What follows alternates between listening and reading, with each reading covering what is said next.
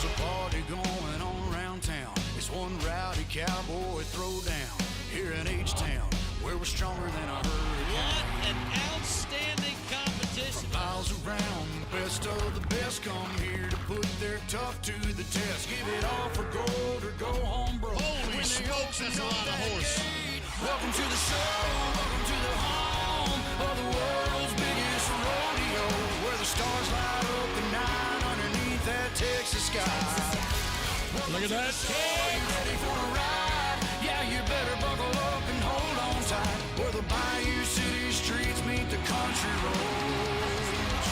Welcome to A hard-running steer, but he handles it. Welcome to the show. That's perfect. And here we go.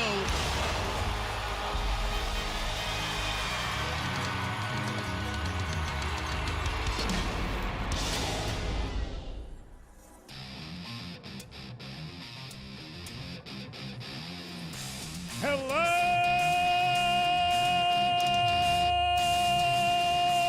Houston.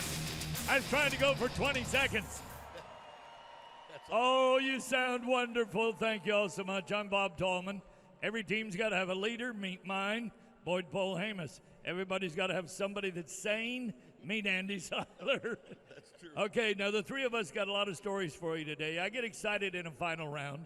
We're going to have 10, then we're going to have 4, then we're going to give away $2.2 million. There's nothing in the world like it. Welcome to Houston, Texas. Make no mistake, this is a life-changing day for the contestants that leave here as champions. And we might got a little sneak peek at one in the breakaway roping. Folks, this cowgirl, Macy Young, has dominated the breakaway roping. She's yet to rope a calf in 3 seconds. This is 2.9. Pretty good, huh? Well, how about this? This one's 2.8. Oh, you can't be faster than 2.8. Check that. Here's 2.6. Now wait for it. Here's the arena record, 2.2 seconds. And this Macy Young has just dominated the breakaway roping.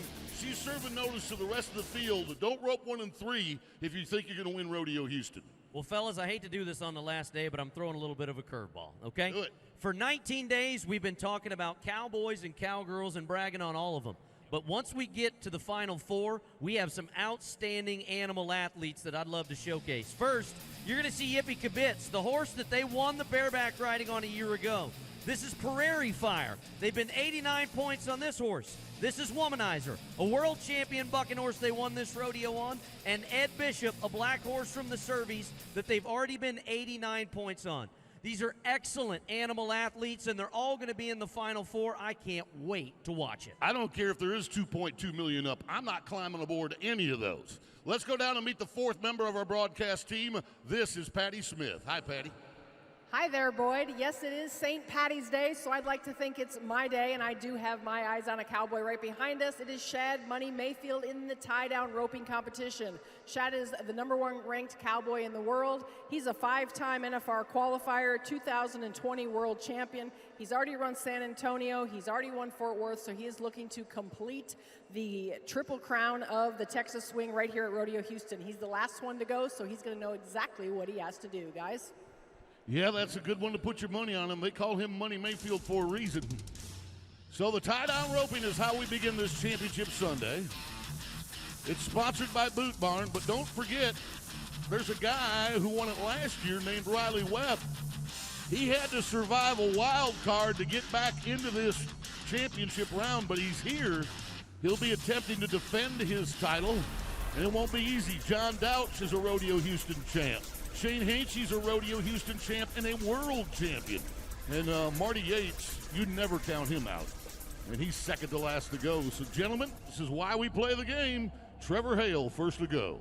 Perryton, Texas, the all-around cowboy at 21 years of age. Came out of semifinals #2 with an 8-8. He will set the pace.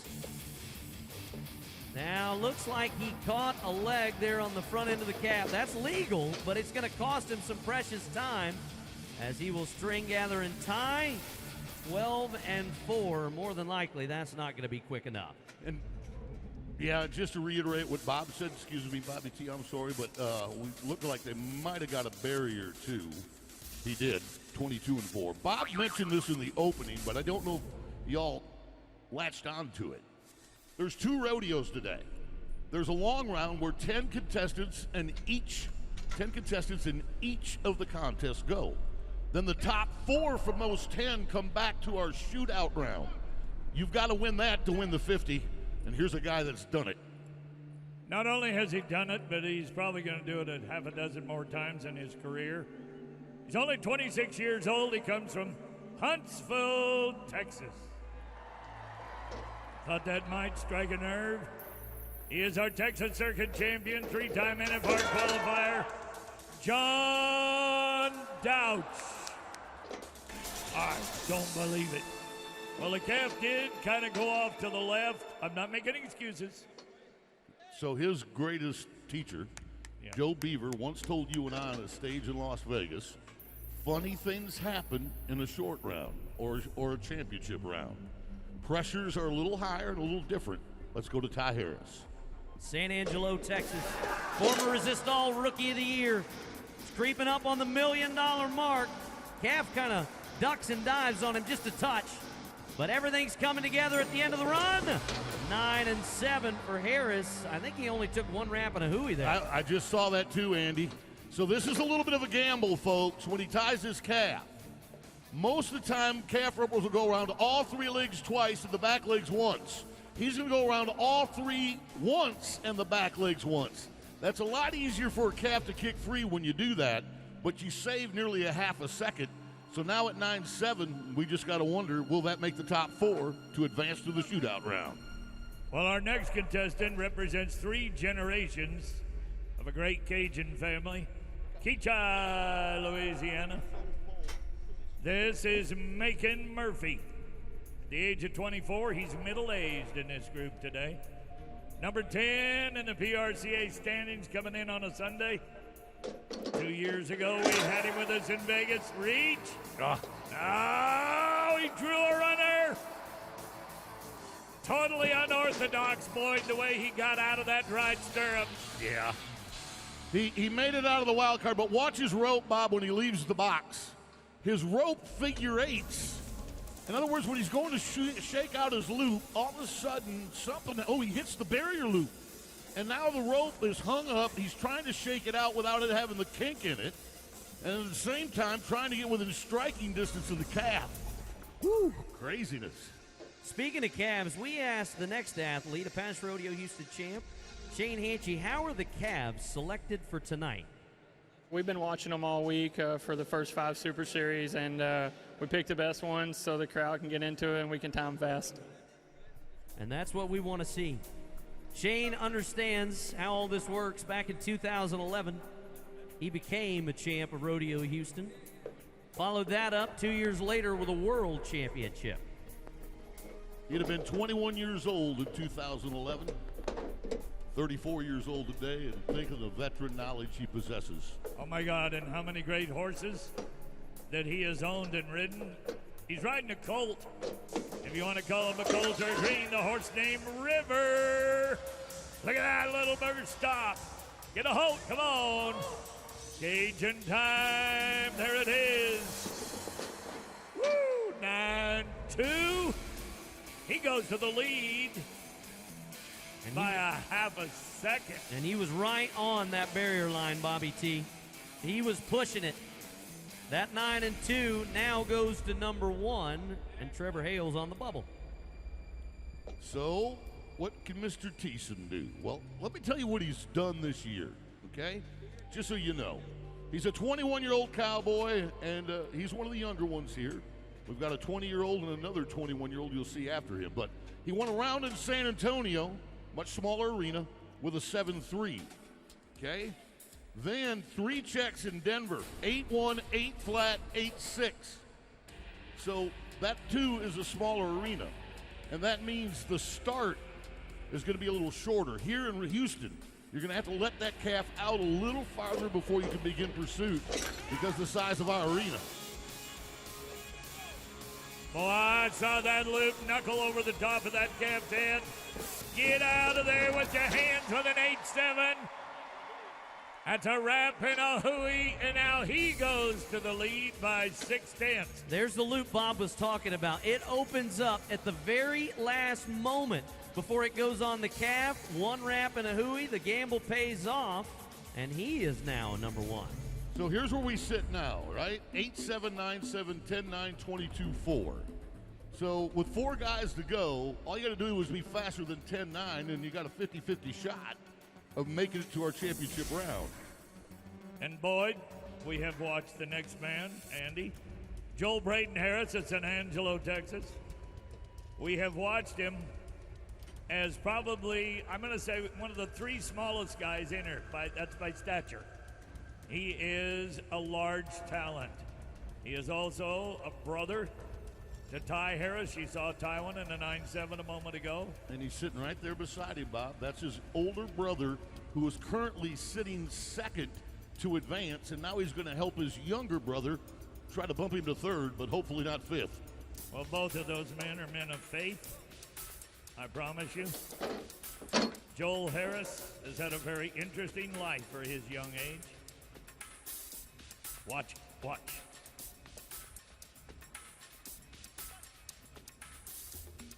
Are they telling us a no? All right, we're checking on something. We'll let you know in a moment if Shane Hanchy had a no time or not. All right, Joel, let's get serious. In San Angelo, the last weekend every year in October, they have what is known as a Fiesta Roping. It's a big deal, too, Bobby. Hey, I just want to jump in quick.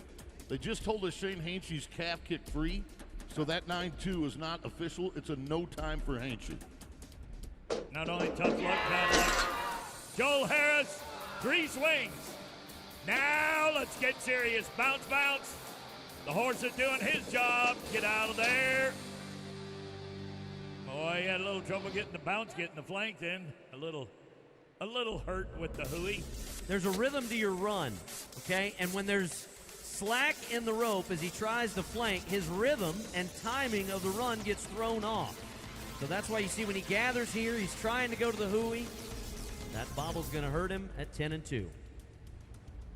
So what we're looking at right now is an 8-7 by Chance Thiessen, a 21-year-old. Here's a 20-year-old that won this rodeo last year, and he has the fastest calf of the rodeo tied so far. This is Riley Mason Webb with a 7.7 second run. He just needs to be 8.6 to take over the lead and thus guarantee himself a position in the Final Four. This is our defending champion as well at Rodeohouston, who took that title and went on to win a world title. All right, Riley. It's a slower calf. I don't know if he got out or not. And I think Riley's just going to ride forward because he knows he broke the barrier. Well, did the calf cost him, or did he just leave too soon? You put it in your own words. Calf did not run hard, seemed just kind of ease and lope out of there. Oh, he rode through it. Rode through it like a wrecker. I think he expected that calf to break and run harder. And that's a heartbreaker for our defending champ. Might open a door. 10-9 or faster with 2 guys left to go. Here comes Marty Yates, a 29-year-old cowboy who's been to the national finals 9 times. You talk about that cinch roping fiesta in San Angelo that you get to be a part of, Bobby T. He won it last year. Well, he's won $1,900,000, a beautiful wife, a brand new baby girl. And the other day, he rode his horse down the freeway to get here because the traffic had him locked out. That's wanting it. Yeah, he was 8-1 after he did that, Bobby T. Snuck off 6-10, looped down Kirby on this little sorrel steed, and then won his semifinals. Has to be quicker than 10-2 to guarantee himself a spot. Everything's coming together. Come on, Marty, finish the job. Oh, 8.9. That'll put him in the number 2 spot, and he went for 2 wraps. Yes. 2 wraps and a half hitch, knowing in his mind he cannot afford to have that calf kick free like Hanchy's did. Right. If only having to beat a 10-9, he played it real safe and tied them the way they normally always do without the gamble of a Rappahannock. So good play. He's guaranteed in. So is Chance Thiessen. He's guaranteed in. Ty Harris, he's guaranteed in. But his younger brother Joel is not. Shad Money Mayfield has to be 10-1, and we'll see him in the Final Four. So is it a past world champ or the brothers from the Harris family that move on? Shad currently sits number 1 in the world. He's already won $100,000 this season. His fastest run came from semifinal 2 where he was 8-6. He's got the calf rope. Now he goes down the line. Got to get him up. String gather tie. 9-2 for Mayfield, and that means Joel will be knocked out. As we are. Oh, wait a minute, boys. I'm hearing something in my ear. Yeah. I'm not liking it. There is a rule that the Cowboys made themselves. And it says if you tip a calf over between 11 and 1 o'clock, straight up 12, you are going to be flagged out. The guy that had the shot at doing it all, he's riding over to talk to a judge right now. They just told us that he did jerk the calf down.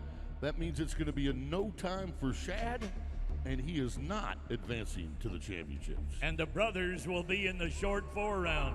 If we haven't convinced you yet, folks, this is the rodeo. 10, then 4. There he is thinking about it. Shane Hanchy, totally convinced of what he had to do. Wanted a calf to stay tied. You have just watched a very intricate and a great round in the tie-down calf roping in Houston, Texas. There's Joel. He'll be coming in on the number 4 spot. Oh, step away. Look at him like you own him. Hanchy's thinking about what happened. John Dowd said, I'm going to Huntsville, but I'll see you somewhere next week. The great thing is we will see a first-time Rodeo Houston champion in the tie-down roping. Thiessen, Yates, Harris, and Harris. None of those Cowboys have ever won Rodeo Houston, so we'll get a first-time winner when we get back to our shootout round. Thank you to Boot Barn for bringing us the tie-down roping. This is the Rodeo Houston Super Series. Here's how it works. We invite 40 of the top competitors in each of our 8 events. They're divided into 5 Super Series. Each one of those events is 3 rounds. When they conclude, the 4 highest money winners advance to one of our 2 semifinals. There are 10 in each of the semifinals. We take the top 4 from semifinal 1 and semifinal 2 and advance them to the championship. The 6 that do not advance from each semifinal round get another chance. They'll go to one of our wild card competitions. The winner from each wild card will advance to the championship. They join the others for a shot at the $50,000. And that's how the revolutionary Rodeo Houston Super Series works. The action continues on Championship Sunday. Bareback riding is next here in Houston.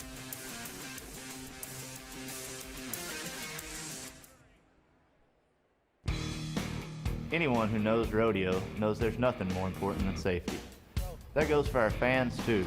The Crown Royal Riders want everyone to make it home safely.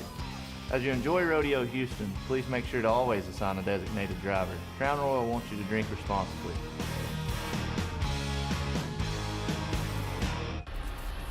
I want to say thank you to Cavender's Boot City. They sponsor a hard-working arena crew. There they are, right down there in the dirt on the chutes, making all of that work behind the scenes. So keep in mind, captions are available on your mobile device at rodeohouston.com/captions. We'll make it easy for you. Just point your camera at the QR code on the center screens, and it will take you directly to our closed caption mobile app. Now it's time to have some fun with the Carnival Cruise Line Cowboy Cam. I don't know if that guy needs a mustache or not, but he's going to get one along with that cruise ship of a cowboy hat.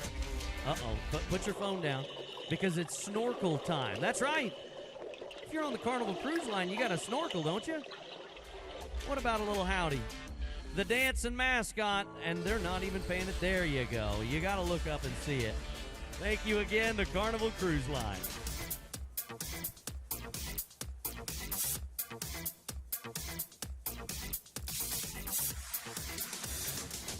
Welcome back to Rodeo Houston. Well, there's a lot that goes on outside on the NRG campus. The entire park is filled with fun, but it's Championship Sunday inside the stadium, and that means the bareback bronc riders better have their hammers cocked. It's sponsored by Chevron, and he's back. This is Leighton Berry. He won it last year on Yippee Kibitz. That horse is in the Final Four again, and Leighton is in the top 10. He's got a chance to defend his title, but he's going up against world champion Clayton Bigelow, reigning world champion Keenan Hayes, and then longtime veteran Caleb Bennett will be last to go. All right, y'all get ready to watch 10 great horses and then 10 greater. Tanner Oz, Minnesota, and the Calgary champion horse. Look at those blasted sands today. Woo! Doggy! They put up some big numbers on that horse, Bobby T. That horse comes from the Calgary Stampede. They've been as high as 91 on that horse in Puyallup, Washington. This afternoon, Tanner's going to post the first one, 85 points for the millionaire from Minnesota.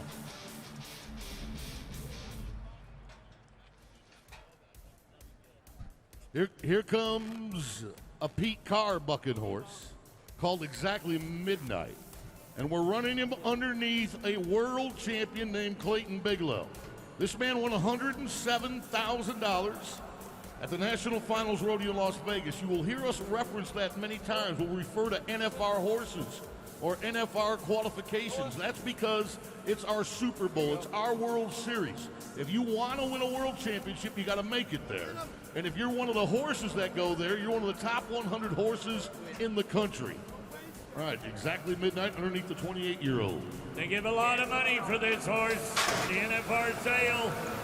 It's a black mare, and she likes to buck. Oh, this could be the first out of 3. Now, they've only bucked her twice since they bought her in December. She was outstanding. 1 win, 1 buck off. Look at her. Look at her. She said, my Lord, let me have it. Exactly Midnight for the Californian. Okay, we got 2 guys on the board. He's a little shy. 76. Clayton knows it. So, what do you want to do there, Mr. Seiler, with this guy? I wouldn't bet against Keenan Hayes. Not after the season he had last year. Came in as a Resistol Rookie of the Year in 2023. Ended the season as the world champ. He won $168,000 in Las Vegas at the National Finals Rodeo and hasn't slowed down. He's won over $6 grand this year at Rodeo Houston. He's got a horse called Circle Eyes from the Circle Eyes Surrey Championship Rodeo Company. They were 80 on this horse in Denver, but I think we're going to be a lot more. Oh, no! Getting rocked to the side. That shows you how much power is underneath him, Boyd. Oh, remember in the opening when I told you I didn't want to get on any of these horses? This is a reason why. This horse has got some moves and some drop. Now look, he's sitting on his rigging, but then when you see the daylight between his body and his rigging, that's when things start to get out of hand. Andy's point is right. He is strong enough to pull himself back up on that rigging. He'll move into the number 2 spot with an 84-point ride. All right, we're going to change the order and go to Garrett Shadbolt. Number 7 in the world standings, and twice we've had him with us in Las Vegas. Boyd just had him with a big win in Denver, right over here in Hempstead, Texas. Now, this man has a degree, college degree in chemistry. So glad to see him back, too, Bobby T, after that terrible broken leg last summer. He's won the National Western in Denver the last 2 years, 2 years in a row, 23 and 24. That's why he's number 7 in the world.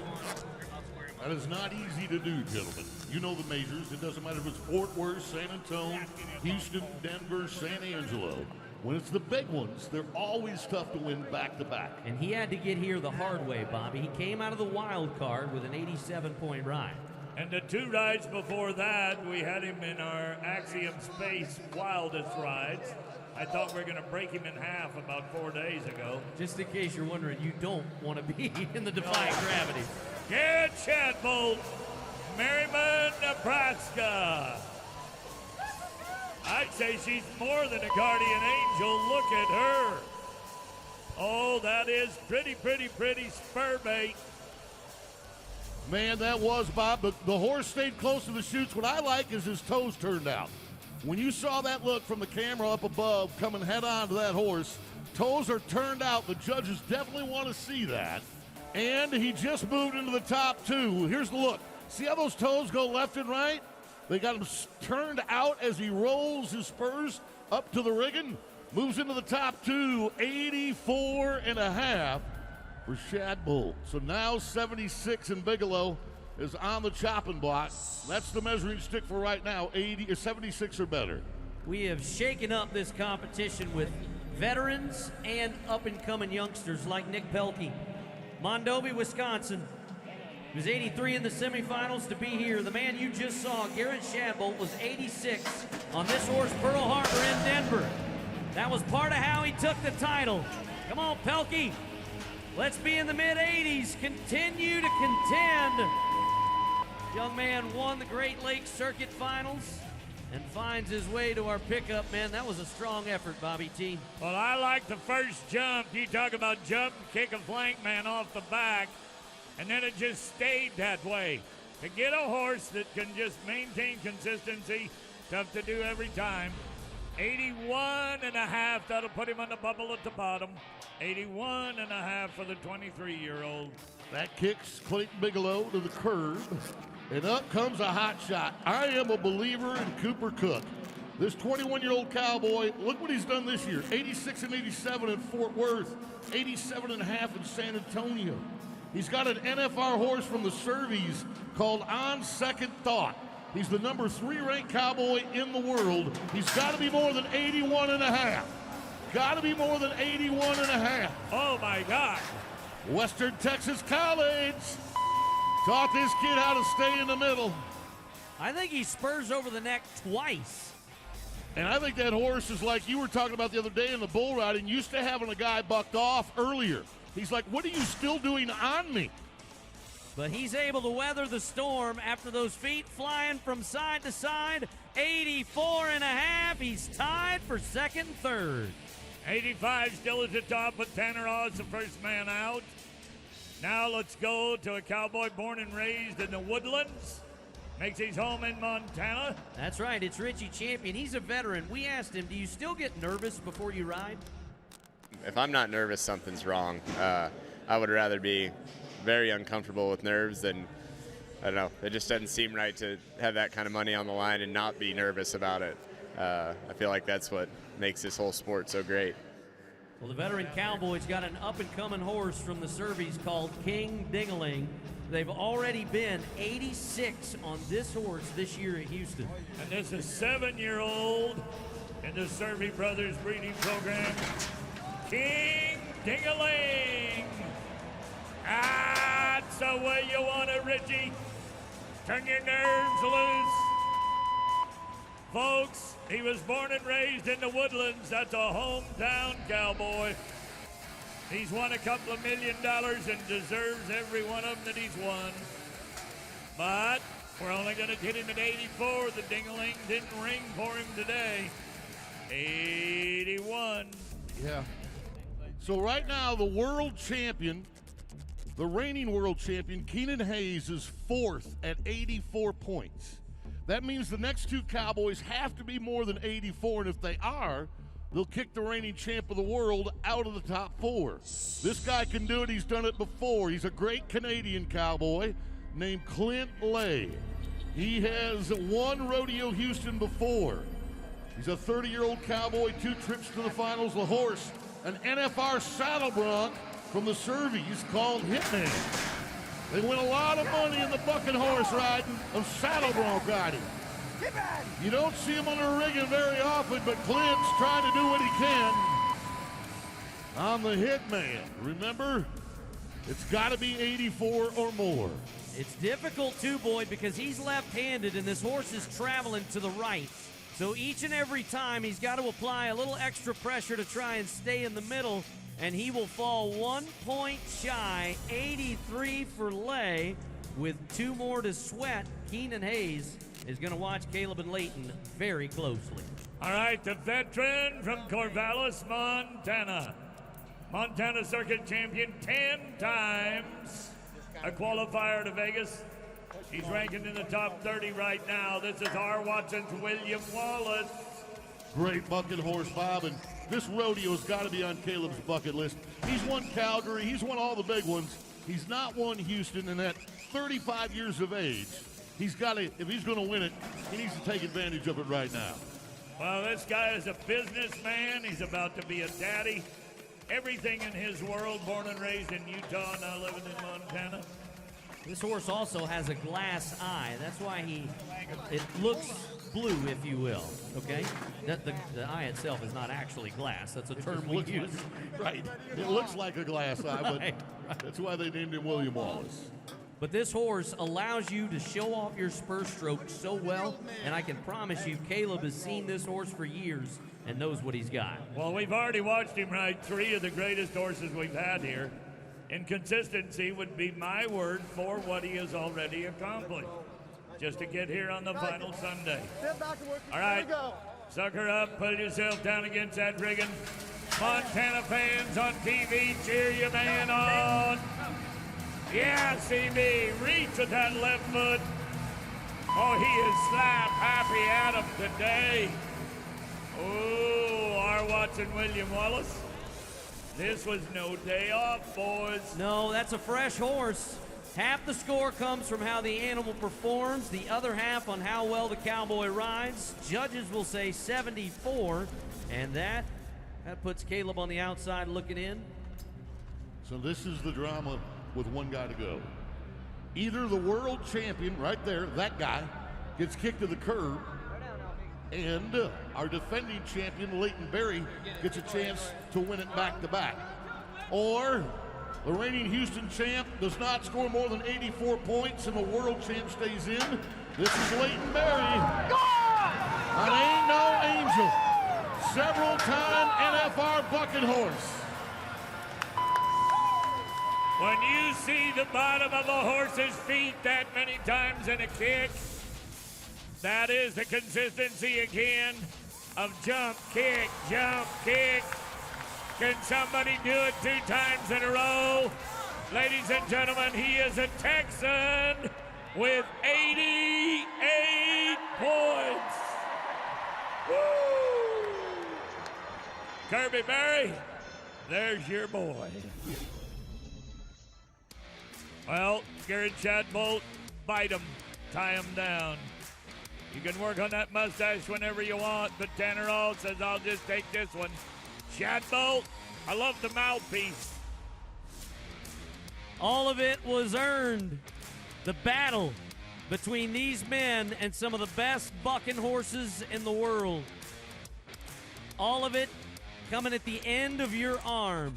And a look of disappointment from a world champion. The elation from a man that moves on. And a veteran. Couple of veterans that look down. That's all right, Keenan. You're going to have plenty of chances. As Leighton flexes his muscles, he will move on to the Final 4 here at Rodeo Houston for the 2nd year in a row, followed by Oss, Cook, and Shadbolt. Thank you to Chevron for sponsoring our bareback riding. It's 2x2 when we return. Team Roping is next.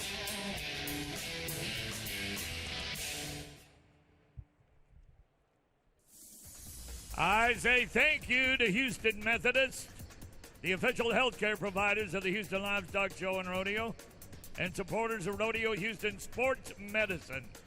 They are caring for our rodeo athletes. It's autograph time at the Fan Zone, presented by Texas Farm Bureau Insurance. Meet our Rodeo Houston athletes, bullfighters, and a few more personalities at sections 103 and 124. We want to thank our friends at Bally Sports, because even if you couldn't get to NRG for the rodeo, Bally Sports was piping Rodeo Houston into your living room on your personal device. You can watch it every day. We thank them for that. Of course, we're on the Cowboy Channel and streaming on Telemundo Houston. So let's meet our commentators from Telemundo. That would be Enrique and Luis. Hola, amigos. Hola, amigos. It's been a fun 20 days. Go Tejano Day a week ago was a blast. Already looking forward to Rodeo Houston 2025. Rodeo Houston, we thank you so much. We've been having a lot of fun. Boyd, Bob, and also Andy, thank you so much. You guys make it fun. Gracias. Well, there's much amore down here for the two of you, okay? You're very, very well loved, and thank you for taking our story out on Telemundo Houston.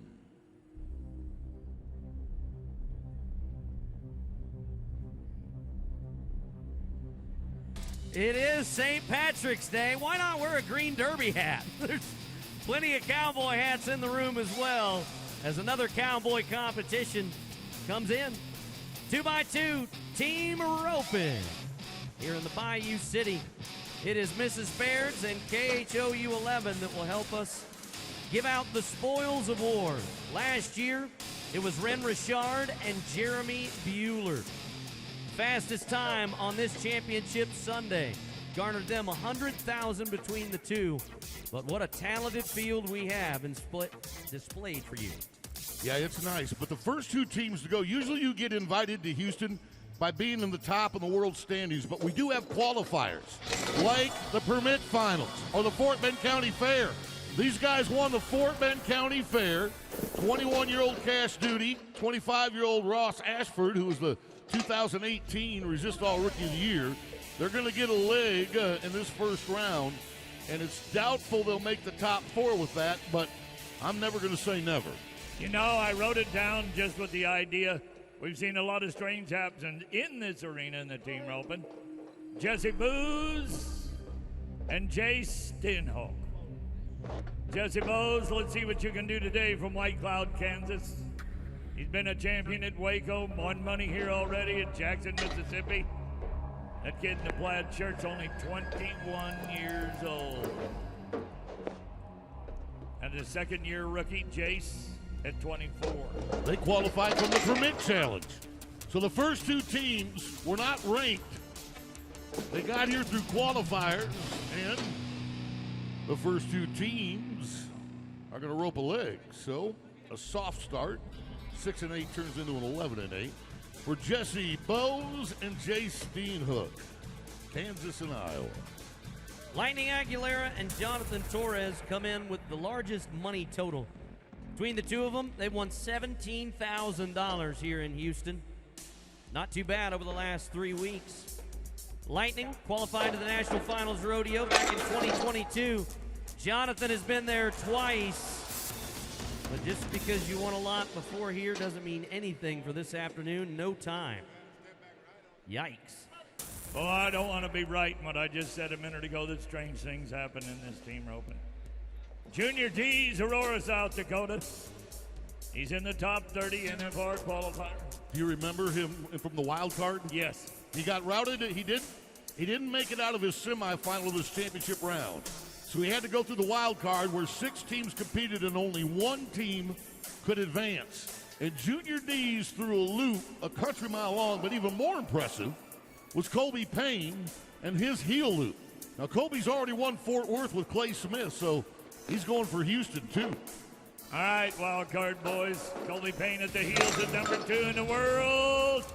Little better steer today, Junior. Yeah, no. Well, less than 24 hours ago, he was perfect with 2 in the loop. Penalty of 5, going to put him in at 11-1. As of right now, first, second, and third all carry a penalty. All carry a penalty, but 7 to go.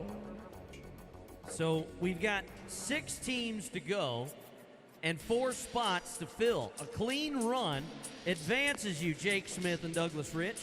They were 5-3 in our first semifinals. Would love to have that time right now. Hard running steer. Jake slides a little rope to try to help Douglas out. That is good shooting, fellas. Yeah, and they roped the tail, too. See, they always give you a penalty if you miss a leg. It's 5 seconds. I say if you can rope both hind legs and the tail, they ought to knock a second off your time. Look at that. You got both hind feet and the tail. I vote for you to make new rules. Be careful, Bob. He's got some good ones, but there's some deep tracks too. I've been living on his rules for the last 35 years. All right, guys, let's go. Andrew Ward, Tanner Braden. Andrew the millionaire, past champion of the National Finals Rodeo. Tanner's trying to get there. We can help. 5.7. All we had to do was break down the dam. Now the water's flowing.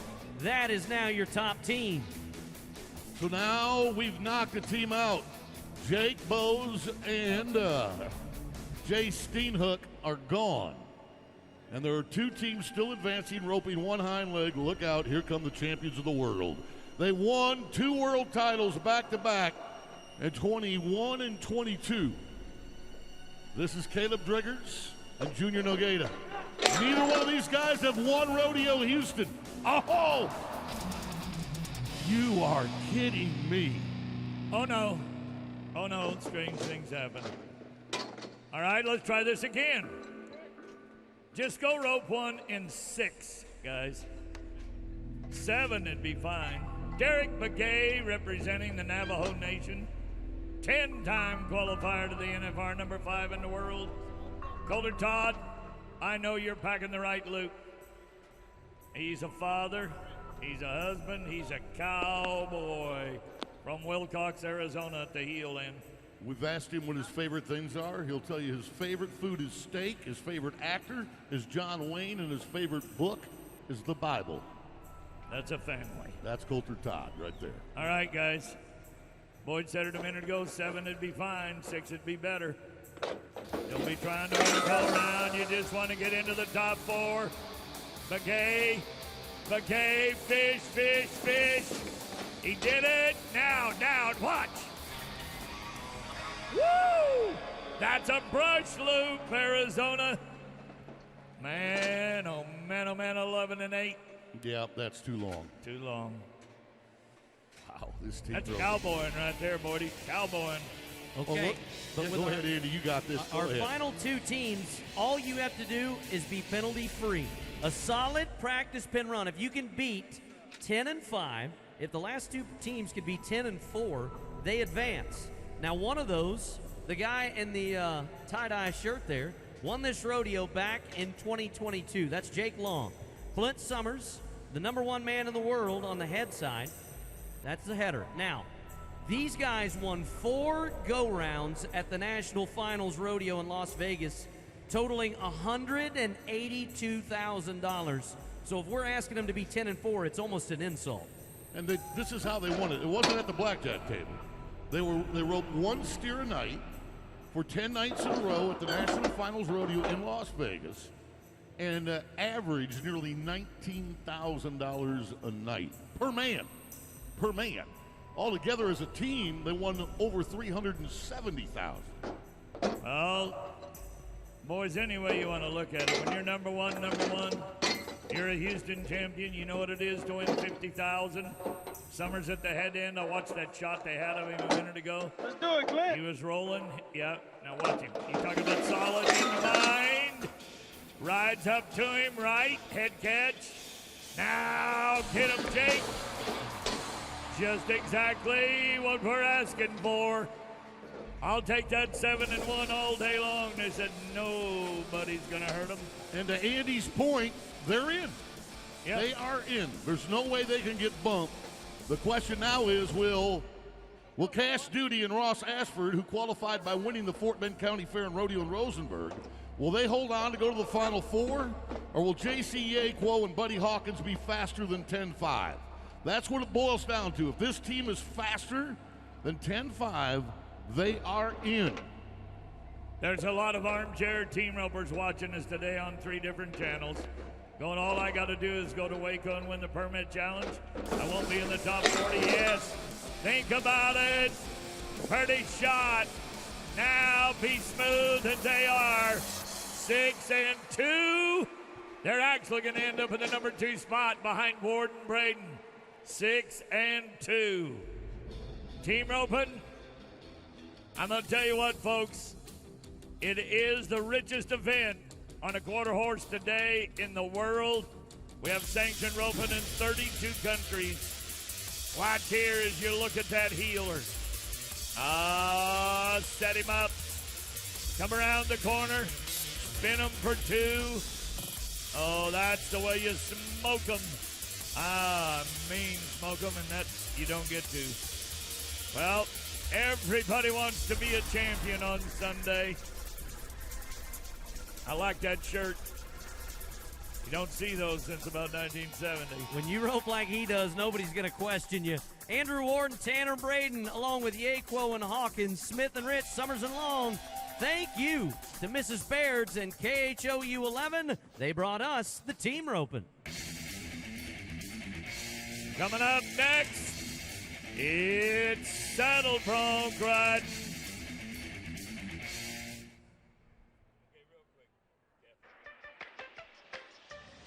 Make the most of your day at the Houston Livestock Show and Rodeo. After the concert, take a fast trip on a wild ride, or relax and enjoy a bird's eye view of NRG Park outside at the carnival, presented by First Community.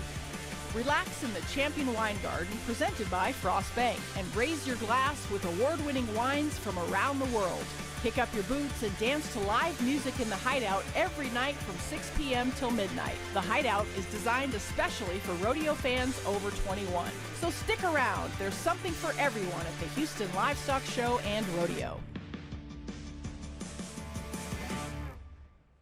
So, folks, we want to make sure you have a great time while you're here at Rodeo Houston. But if you have an issue or a concern, just send a text to 832-241-0202.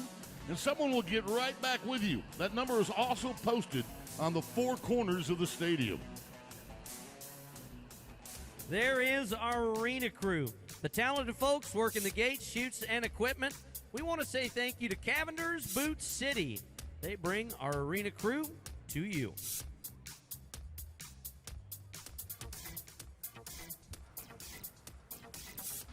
Great looking audience.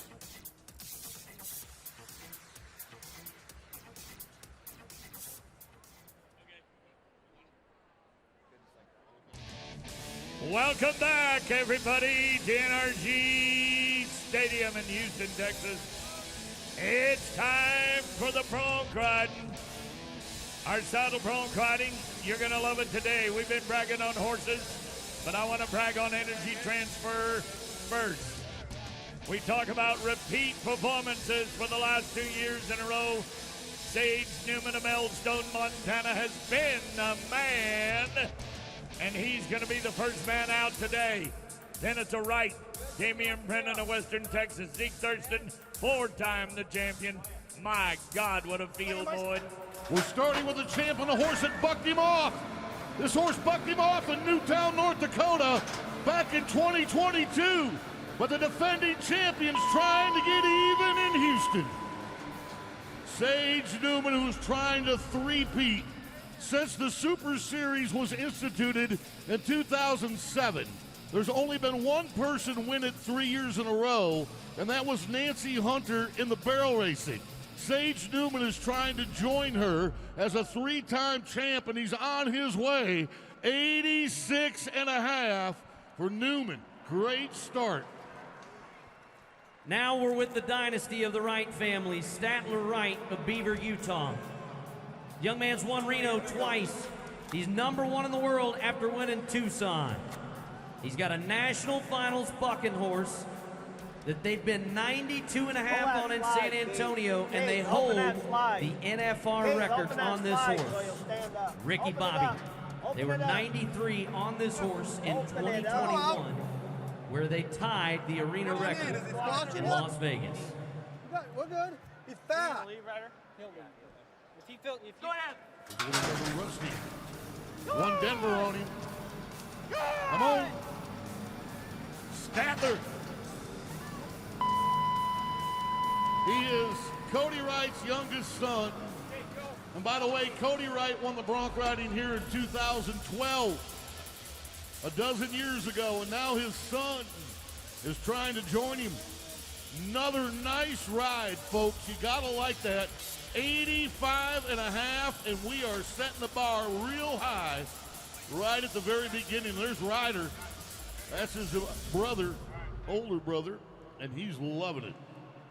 All right, rematches are good for you sometimes, but when you've been 88 points, like Damian Brennan has on this horse called Wild Cherry, bragging on the 6-time world champion graded coconut with the mare flavored cherry, will bring you and this West Texas College man a handful.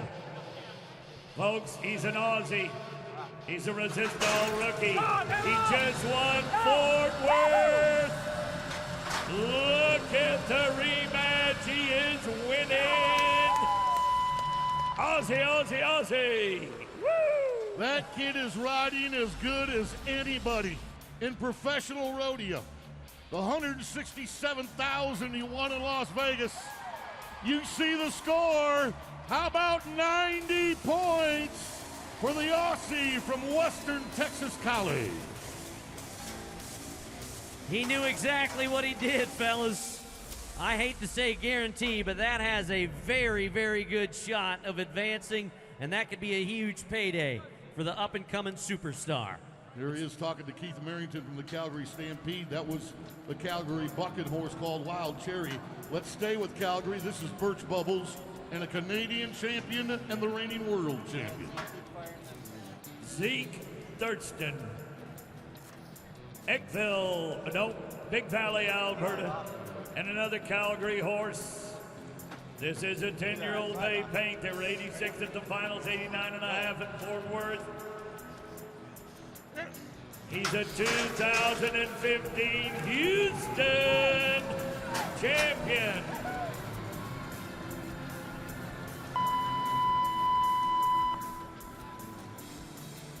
Tough horse underneath him.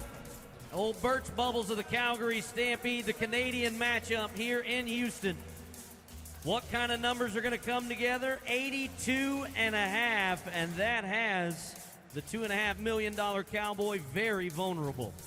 Yeah, we just left the 4-time and reigning world champion on the bubble. And look at the 6 guys that are left to go to try to beat that 82.5. If you're Zeke, you're not overly confident with this guy coming next. Ben Anderson is number 17 in the world. He's a 2-time NFR qualifier. At the Extreme Saddle Bronc riding in Rapid City, South Dakota, he rode a horse for 89 points. Now this horse from Pete Carr called Uptuck. Logan Cook was 85 on this horse in San Antonio. So that if he could be 85, he'd bump Zeke, but would still be in the number 4 spot. It's a mare. He ought to move to the left.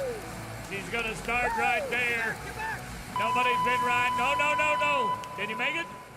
It said 8 by what I'm looking at. I hope he made it. Oh, you can't lose your stirrup, and I think he did make it, Bob. Yeah, he's going to make it to the whistle. It's just these last couple of jumps. Yeah, at 79, he will not be in the top 4. So one Canadian survives another for the time being. That's a great shot of Ben Anderson, especially. I always tell people when you come to the championships at Houston, our Cowboys are so much more animated. I mean, they're usually so stoic. They don't do touchdown dances or show disappointment. But here, on a day this big, you'll see a little of it. South Dakota's Cole Elshier. You know that name. You know it's the name that many great bronc riders have carried. Guys like J.J., Ryan, Carter, all the Elshiers. Cole is a 4-time NFR qualifier, a bull rider too. Even a stunt man in the movie Floating Horses. He played Casey Tibbs. Married a beautiful lady out of Montana. Here comes Cole. Oh, what a dirty duck in the dive. To the left, now back to the right. Elshier has not been rattled by it.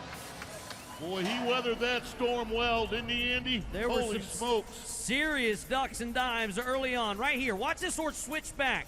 But then from there, everything gets really nice. A top 3 score, 86 points for Elshier.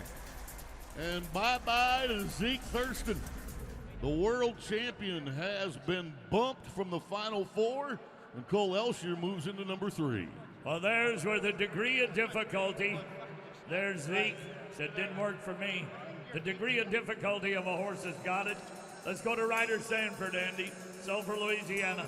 The reigning Resistol Rookie of the Year coming off his first trip to the National Finals Rodeo.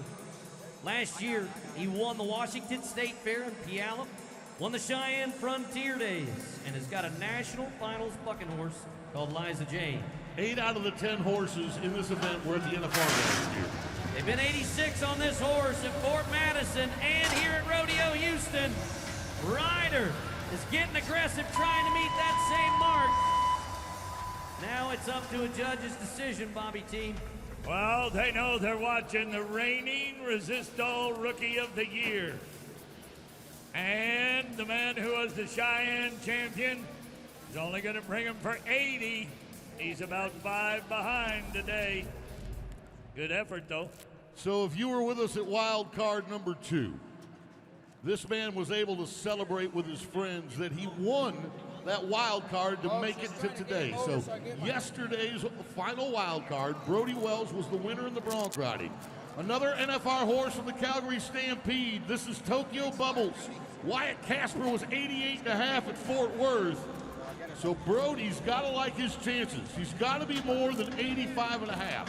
So he's got to be 86 to advance, and he's got a horse that you can do that on. There's your leaderboard, lower left of your screen. It's Brennan, Newman, Elshier, and Statler, the #1 man in the world, on the chopping block.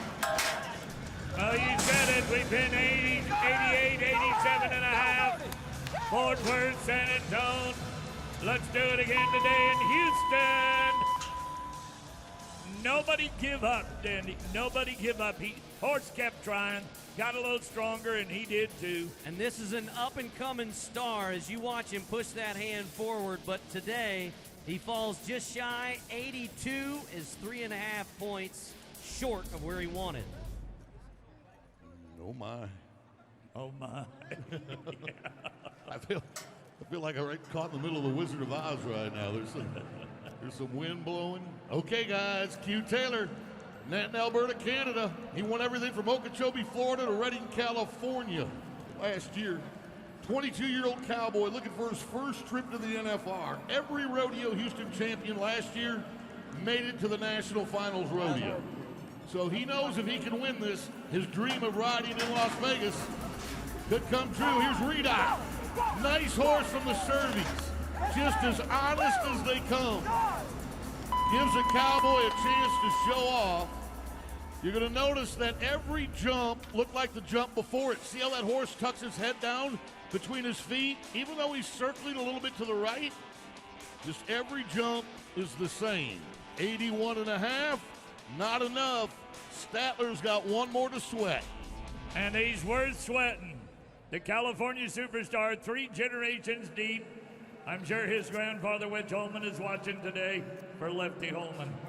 This big roan horse, Larry Culpepper, is a National Finals bucking horse. Listen up, Logan Hay was 89 on this horse in Fort Worth. Lefty needs to be better than 85.5. This year he's going to break the $1 million mark. Big Larry comes out. Canadian born, now living in Texas. Watch the pink car bucking horse. What an outstanding animal athlete. I want you to watch the white boots of Lefty Holman. The California cowboy knows he has to be better than 85.5. He's going to do it. 87.5 for Holman. Well, the white boots came alive on a get-rich Sunday afternoon. Lefty, you can smile if you want to. Oh, that's a good kid. Now you're looking. Zeke Thurston, he reared up, but he didn't get the rear back. Oh, Newman's trying him. Here's Lefty again. Chains of flying. And those are chains of faith. Oh, reach in the middle of them, get it all. This has been a great pen of horses. You are not going to believe what you see in the short round. Hey, Sage, it's good to smile. But when you just rode a horse for 88 to 90 points, that's worth the rare back, boys. There are your advancers to the shootout round. Brennan, Holman, Newman, and Elshier. Newman's got a chance to three-peat. Thank you to Energy Transfer for bringing us the Bronc Bustin'. We get one step closer to crowning our champions, steer wrestling, next here in Houston.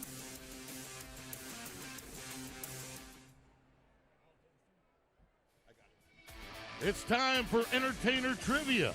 Answer the questions on the screen correctly for a chance to win season tickets to the 2025 Houston Livestock Show and Rodeo.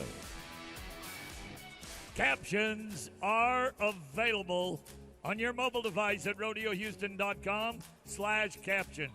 Scan the QR code on the screen to take you straight to our closed caption mobile app.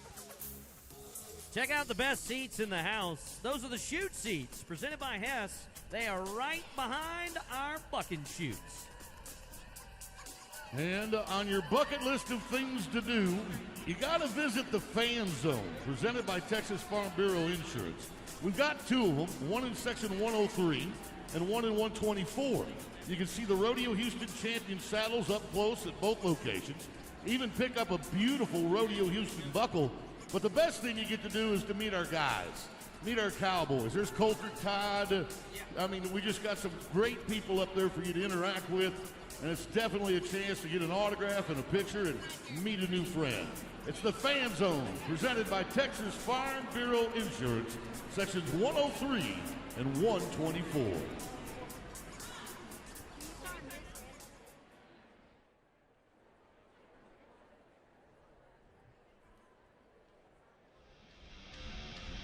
If you want to create a memory, here's one that you won't soon forget. Tonight at 8 p.m., we have a drone show outside of NRG Stadium.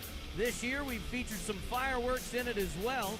A big thank you to ExxonMobil for bringing us that outstanding display. It's a special treat, one of the many memories we've created, just like our steer wrestlers. As they dig in to see who's going to win it all, we want to say thank you to Mattress Firm. If you look back 12 months ago, you would have seen Dalton Massey took the biggest check of all, and we've got some deja vu. He's back to try and double dip. Massey will have to try and beat a very loaded field. Look out for Struxness, past champion Eldridge, and the elder statesman Blake Knowles is pretty hungry, Bobby T. He's not that old. He's only 41. First guy that goes 24, half that age. He's from Perrington, Texas, Cody Devers. Watch. Get a look all by himself. Oh, did anything go right for Cody? No.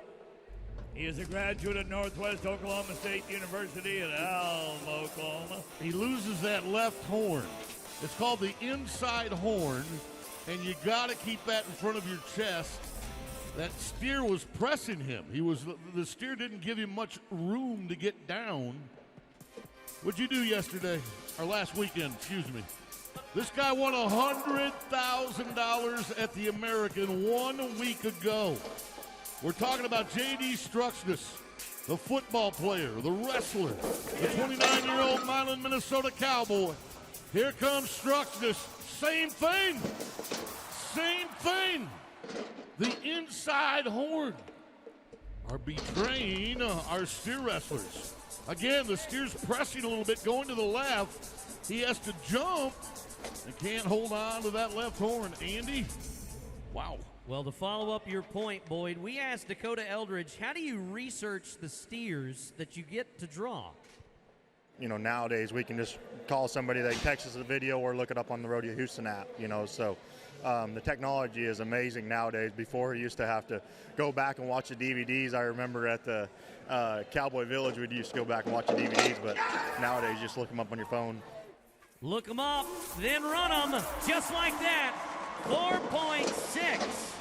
And the 2016 Rodeo Houston champ, Dakota Eldridge, has a shot at moving on.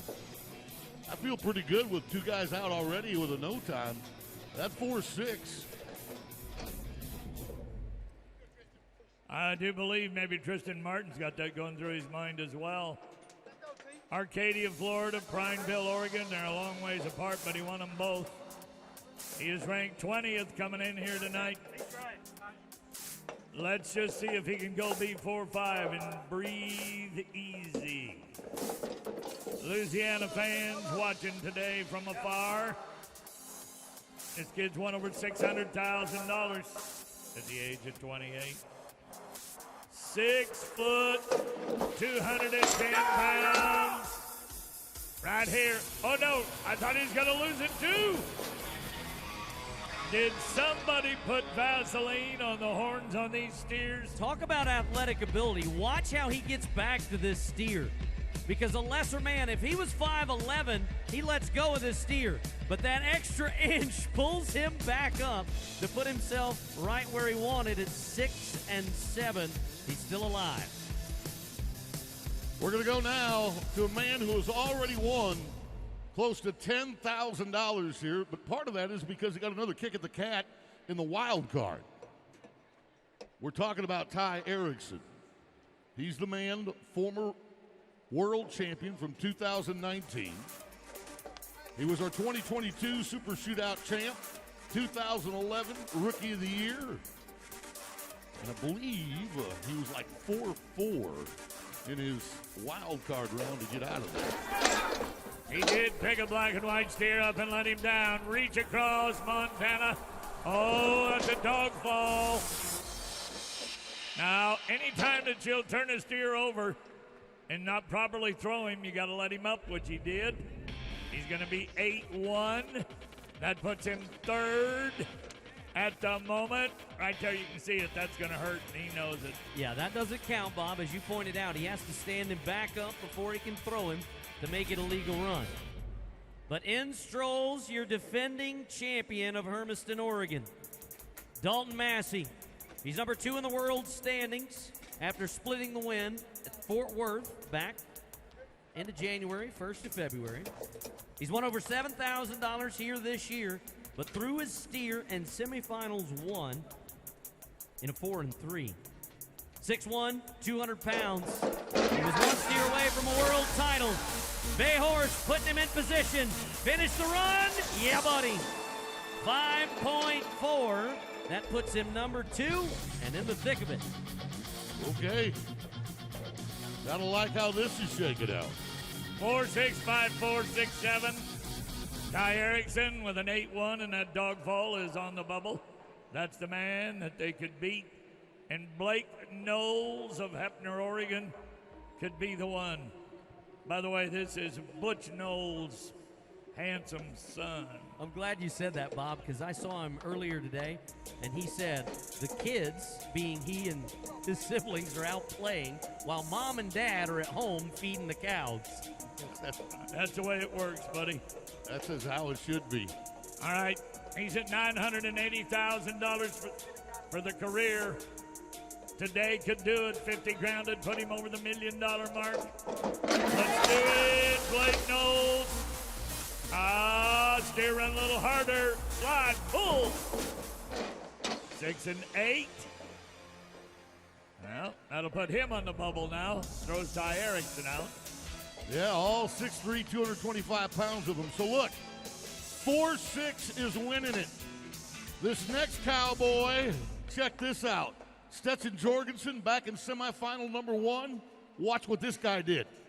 Don't think you can beat a 4-6. This is a 4 flat. The Hazer bumped the steer over so he could catch him. And now the number 5 ranked cowboy in the world is about to make a go of it. Steer set up. He grabbed him. There we go. 5 flat puts him in the number 2 spot. That bumps Knowles and Erickson out and puts Tristan Martin on notice. It's pretty fast, Andy. 4-6 to a 6-7. Still room, boys. There's still room for more. Well, the last 2 cowboys to go, 25 and 24 years of age. Walt Arnold came from the wild card competition where he was 5-1, our second wild card. Coleman, Texas, for the Tarleton State standout, who won the college title back in 2022. He's currently number 8 in the world standings, looking to get to his first national finals rodeo. Watch as he sets this bay horse. the rattle of the gate. That's smart. He wants to make sure that steer is standing, facing to the north. He resets his horse. He was close to the barrier line. A long reach. Has to be quicker than 6 and 7. And he is going to tie it. Because of money won, he wins the tiebreaker, and he is now on the bubble with that 6 and 7. Ooh, how close to that barrier was he? Now you talk about laying one back. That's exactly what he did. And even though that steer was tough to fall, for now, Arnold only has to sweat Tucker. Now, Tucker was coached up by Luke Branquino. He's a stuntman out in California, works as a stuntman in the movies. 24-year-old cowboy. His resume includes wins at San Angelo, Dodge City, and Salinas. Got to be 6'6" if he wants to advance. He's won 5,000 so far at Rodeo Houston. He would not win the tiebreaker, so he's got to be 6'6".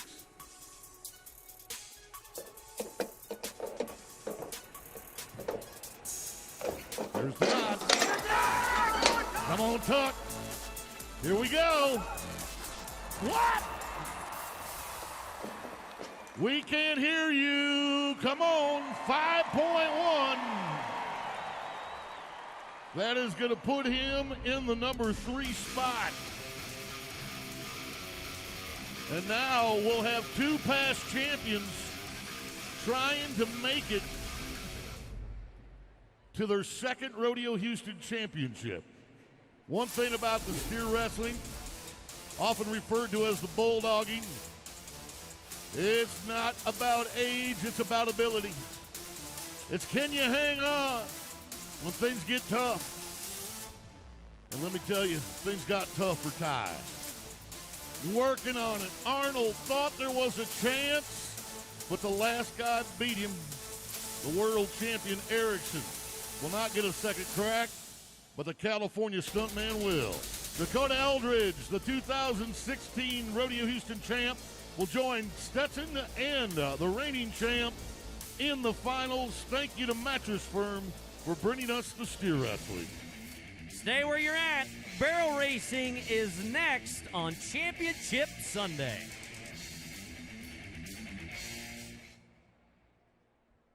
Wondering what to do after the show? Head outside to a one-of-a-kind beer garden and enjoy the official beer of the Houston Livestock Show and Rodeo at the Miller Time Bar. Discover a unique rodeo oasis. Come unwind with a hard seltzer or beer at the Topo Chico Hard Seltzers Oasis. And if you've worked up an appetite, head on over to the ranch for a casual or fine dining experience. So stick around. There's plenty to do and something for everyone at the Houston Livestock Show and Rodeo. All right, I want you to check the screens for the answer to the trivia question. The winner will be announced today. Hey, look at the video screens. There's Leon Coffee.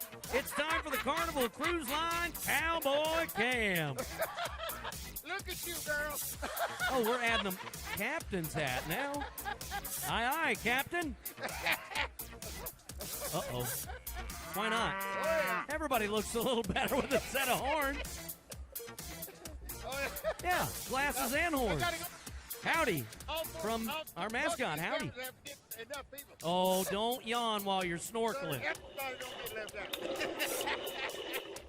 There's the sound effect that I've been waiting for. Oh, sit real still, sit real still.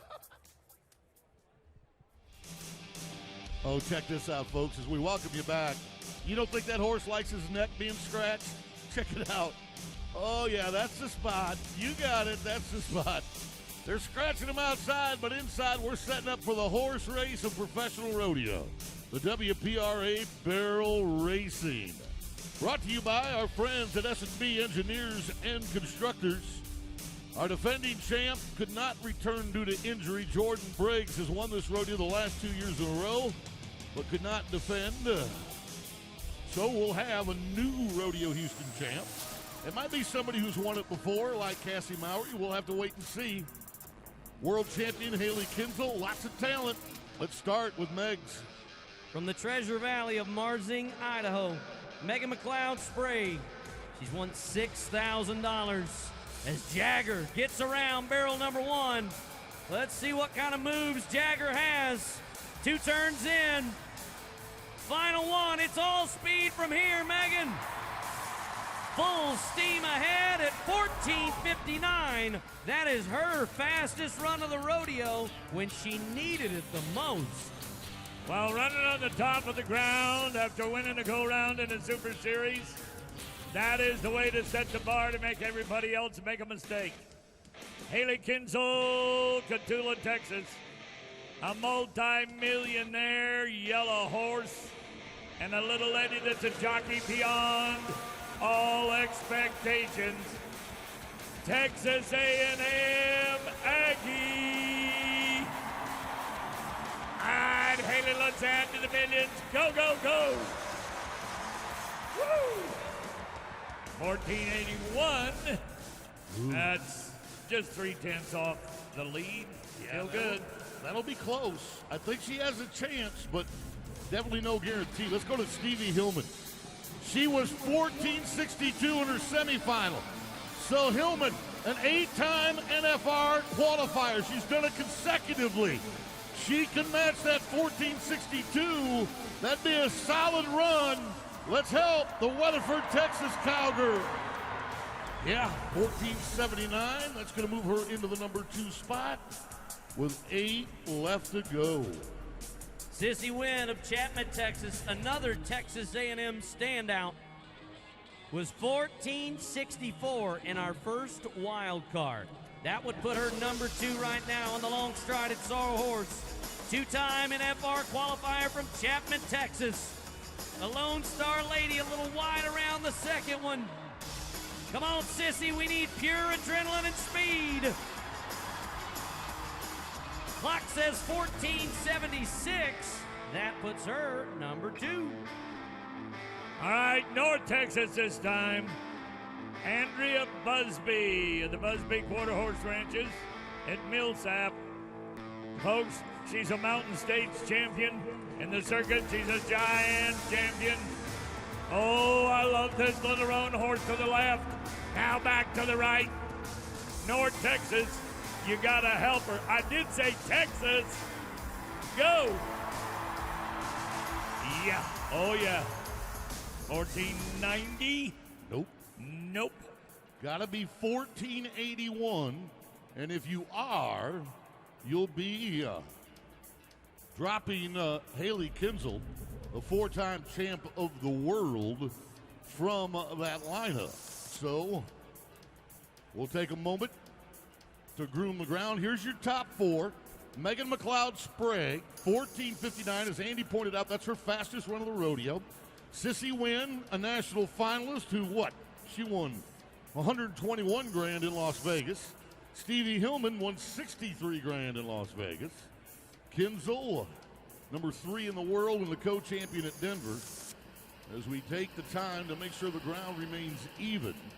Such a big and important day. As I said earlier, every champion of Rodeo Houston from a year ago made it to the National Finals Rodeo. So you're almost, by winning Houston, you're literally almost seeding yourself into the NFR in Las Vegas.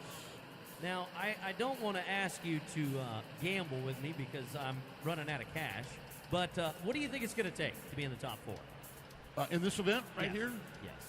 I think, man, I think that 1476 is solid. I think it's in. I'm not sure about a 79 or an 81 because there's just a lot of talent left to come, namely in Lockhart, Jones. Mowry's had the fastest run of the rodeo in her wild card round when she ran a 14.4. So let's see it with this one.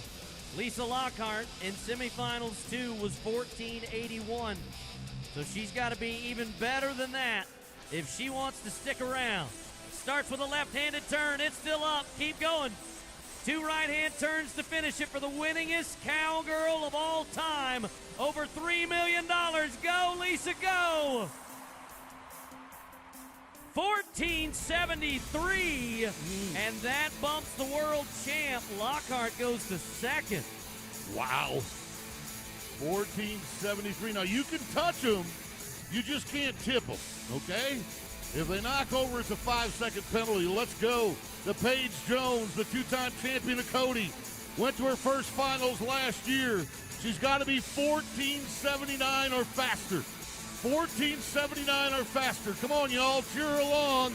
Wayne, Oklahoma cowgirl. And whoa! 1471 moves her into second. Well, it must be a little St. Patrick's Day miracle we need. Cassie Mowry of Dublin, Texas. Different kind of shamrock. She's been 1443 to win wild card number 2. A past champion of Rodeo Houston. Come on, Cassie. She knows the format, loves it. 2 turns in. The bay horse has got to give chase here. Come on, Cassie. 1498. She'll be on the outside looking in. Okay, Hale. Here's the good news.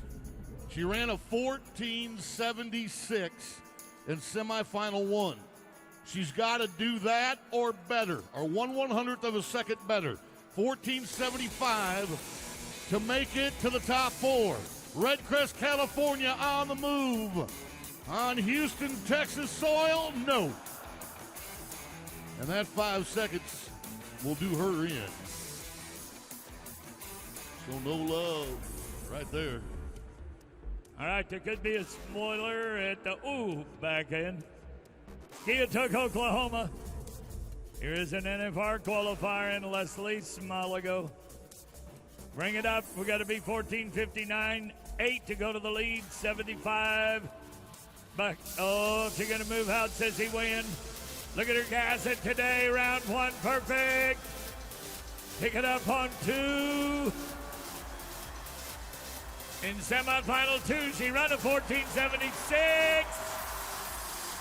Woo! She beat it. We saved the best for last on the longest ground. 14:51. That's awesome. That is awesome. That's just amazing. So it's all about staying in sync. That's the winningest barrel racer when it comes to money in professional rodeo history at $3.5 million. But we saved the best for last.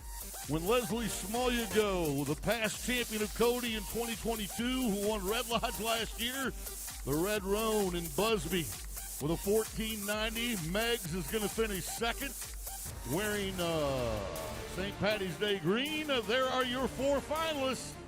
That's going to be some good watching. Thank you to S&B Engineers and Constructors for bringing us the ladies in the barrel race. Speaking of ladies, it's time for the next cowgirl competition. It is breakaway roping, and it is brought to you by our friends at Oxy. All right, this is going to get a little western today. It's down to tenths of seconds, not hundredths. Hallie Williams, the reigning champion at Rodeo Houston. That's the way you throw them. Hallie at the top. Willow. Get ready for Tiana Gray. Jackie Crawford, 23-time champion of the world. And here comes the reigning champion of Rodeo Houston, Haley Williams. Stick him. And 3-8. Your level of confidence, Mr. Seiler, on a 3-8? Not high. Okay. Yeah, I love this young lady. I love her family.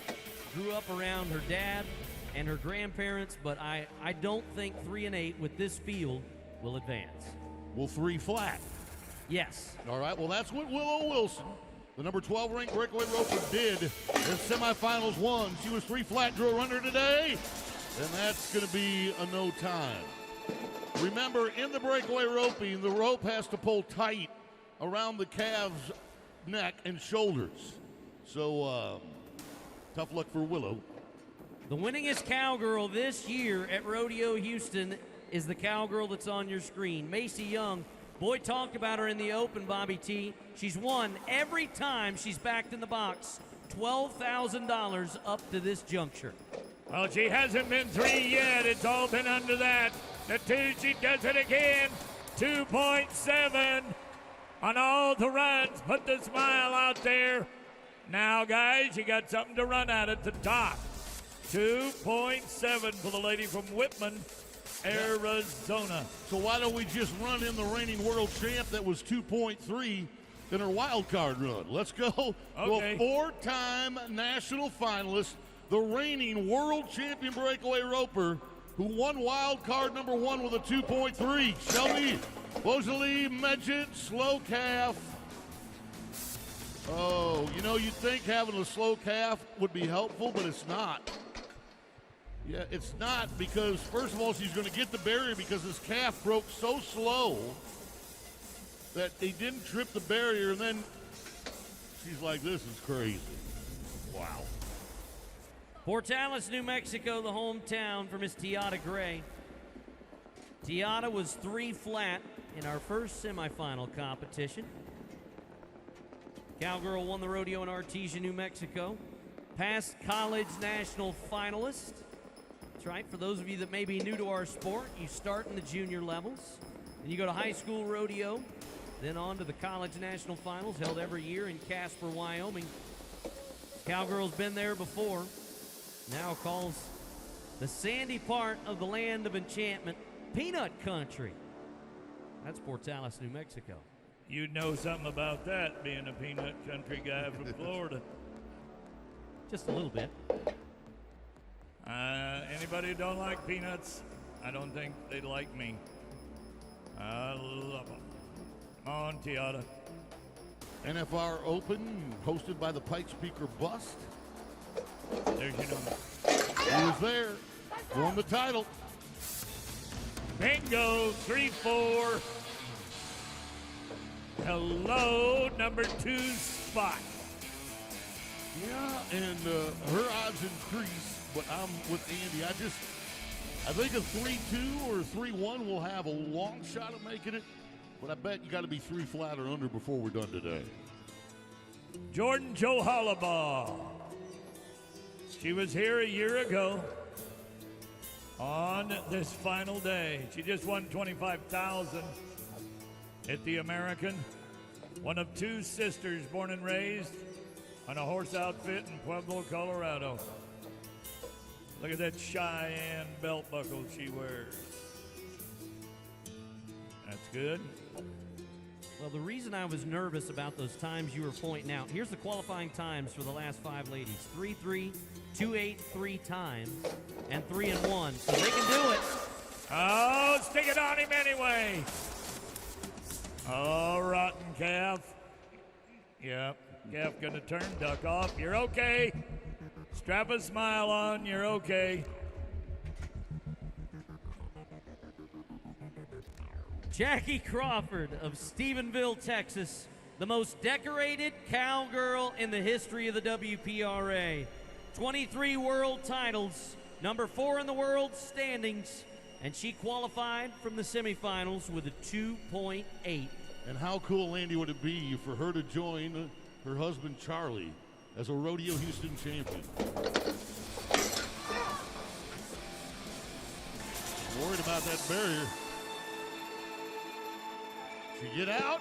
Love it. 3.1. Crawford goes to the number 2 spot. Well, the pressure's on. 2-7, 3-1, 3-4, 3-8 on the bubble with Hallie Williams, our reigning champion. 2.8 in wild card number 2. Yesterday afternoon, I think it was last night, wasn't it? No, yesterday afternoon, is what she won that wild card with. Abilene, Texas. No, did not go around the nose, and when it did, the calf stuck a leg in it. That's not a legal catch in no time. Andy, if I would have said to you, after 8 runs, we'd only have 4 qualified runs, 4 times. You'd have said, no, you might have a broken barrier or 2, but we're going to catch more than 4 out of the first 8. I agree wholeheartedly. I mean, you got 3 world champions, a past Houston champion, and you've got 5 of the top 30 cowgirls in the world out of these 10. Now, here is the champion of the Calgary Stampede of Alva, Oklahoma, Miss Taylor Munsell. She was 2.8 in semifinal number 1. On the bubble is our defending champion. So we had the time. I tell you about the surgery she had to have done on her shoulder. Her roping shoulder. Nice job. Okay, that'll tie her for second and third. Nice. I mean, she tracked that calf. This calf is going to go left, and that's not user-friendly at all. But she tracks him and does a great job throwing her rope and making a 3.1 run. She is definitely in. She has made the Final Four. The question is, will Tiana Gray make it? Ricky Fanning will help you make that decision. Tiana Gray was at 3-4. She's at the bottom on the bubble. Ricky Engesser Fanning. She has a sister that ropes equally as well. She was 3-1 in semifinals too. 2-8. But she broke the barrier. Oh my. That hurts. That hurts a lot. This gray horse has performed so well.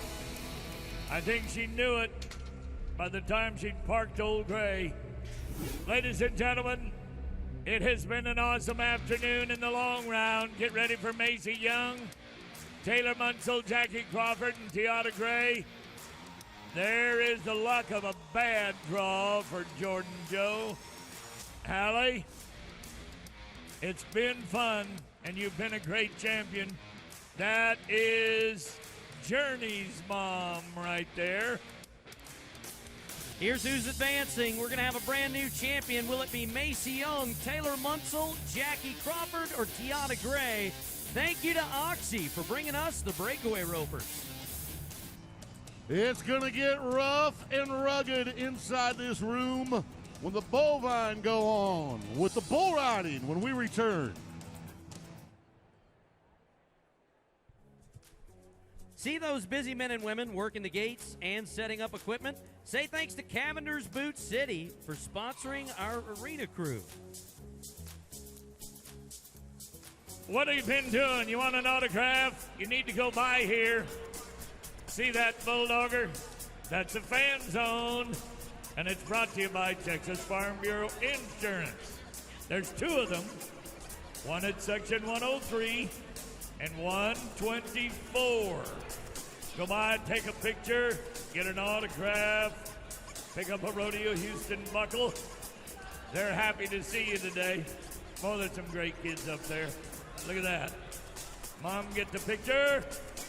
Everybody's happy. Once again, a big thank you to Texas Farm Bureau Insurance, sections 103 and 124. Hi, I'm Jeff Askey. I'm here at Rodeo Houston competing in the bull riding because I'm tough and durable and ruggedly handsome. Part of what keeps me held together is the sports medicine team. But it's a great thing that Houston Methodist provides that sports medicine team, fix them up, tape them, and get them feeling better so that they can compete with me, the tough guy.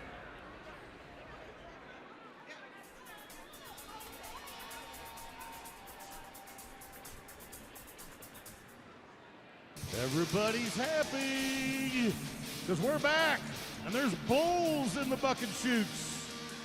And no matter, sometimes this is good, sometimes it's bad, but either way you're going to like it. Bull riding at Rodeo Houston, sponsored by Rock and Roll Denim. Last year's champion is injured, Kai Hamilton. He would go on to win the world championship, but an injury would preclude him from competing and trying to defend his title. When you look at the lineup, there are no world champions and no Rodeo Houston champions. Somebody's going to have the biggest win of their career today. Now, who's going to help those bull riders make sure they get away safely? First on the left of your screen, it's the greatest of all time, the one and only Dusty Tuckness.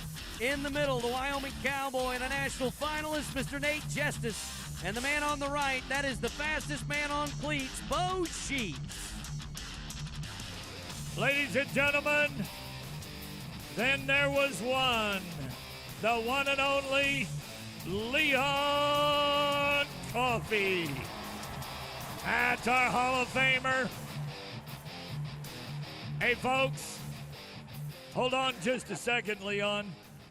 You know, he's been a fixture at the Houston Livestock Show and Rodeo for over 30 years.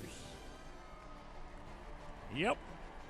Today is the last time that he crawls inside that barrel at Rodeo Houston. But, hang on, he's not going anywhere. Leon will always be a part of this member and our rodeo family.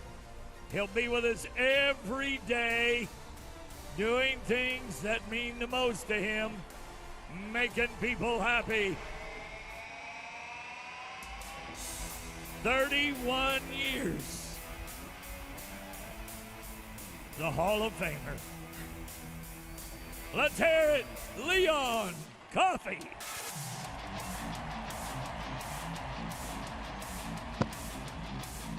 There will never be another like him. We're just glad he's on our team. Amen to that, and thank God they only made one. He is a ball. All right, Chance Shot, you were here last year on this championship day. The man with the best mustache in pro rodeo. Check it out, on the lower left of the screen. Okay, he's a 4-time Badlands Circuit champion bull rider. He's got a bull called Chore Boy. His weight was 85 points in this bull here earlier in the rodeo. Chance. Bullfighters move in. And Shot takes a shot. Bull throws a little okey doke at him. I want you to watch. He changes directions right here. He's going to go left, then check up, and that left foot comes loose for Chance. Great job again, as Boyd pointed out. Our bullfighters, Johnny on the spot, but a no score for the first man to try it, Chance Shot.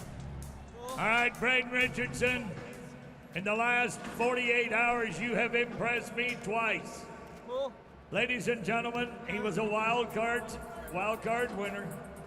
Comes from over in East Texas at Jasper.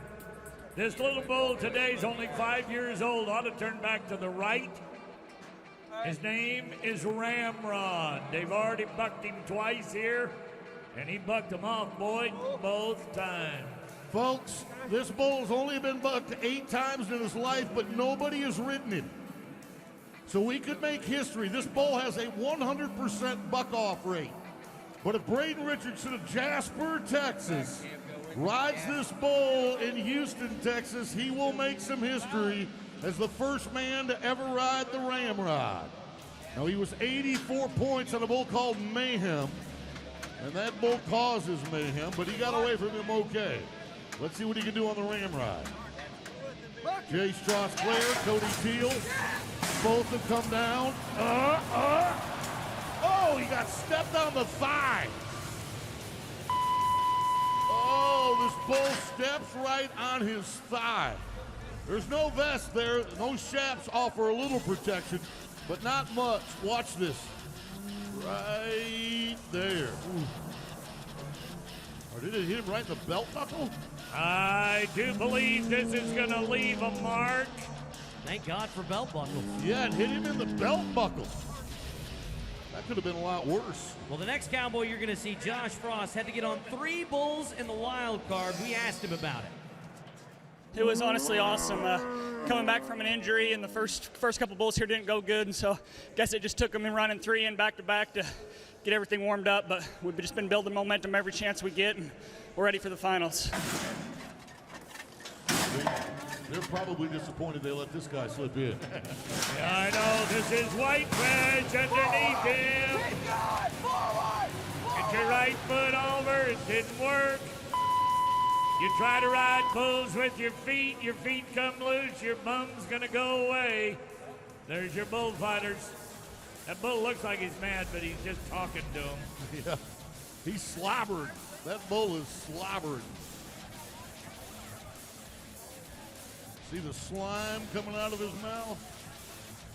Yuck. All right, Roscoe. Roscoe Jarbo, what has he done this year? 88 at Bonanza, 89 at San Antonio, but he's been nursing an injury here at Rodeo Houston. This bull is called Full Send. Bucked off Braden Richardson and Creek Young right here at Rodeo Houston. We're looking for our first qualified ride on our championship day. Roscoe needs to get to the whistle because in order to advance on money, he's only sitting there at $27.50. He's got to get to the whistle. They marked his bull 45.5 points. Get your right foot, left foot. Don't you quit me. Ah, you did good. Folks, that's hurting. His core has been ripped. And you watch a man with that kind of pressure on him. You talk about ride steel for 74 points. The first qualified ride of the day. Roscoe Jarbo. They don't like that 74, but folks, as a friend of mine used to play, a little bit is better than nada, okay? And he's at least on the board, which gives him a chance. Now we turn to TJ Gray, Klamath Falls, Oregon. This is a rematch. He's had this bull twice this year. Once here in Super Series 3 and once at the National Western. The bull has bucked him off twice. The number 11 man in the world is going to try to get even. TJ Gray, Derry, Oregon. Can the third time be the charm? Third time's the charm. It's working. Bucked him off in Super Series 3 in 4.6 seconds. Bucked him off in Denver in 3.4 seconds. But not today. TJ, 86 points for Mr. Gray. Well, that southwestern corner of Oregon ought to be on their feet dancing at home. Okay, Dustin Bouquet, Berg, Louisiana. Now get ready. This little black-faced bull's been out 76 times. Highest marked bull in Denver this year.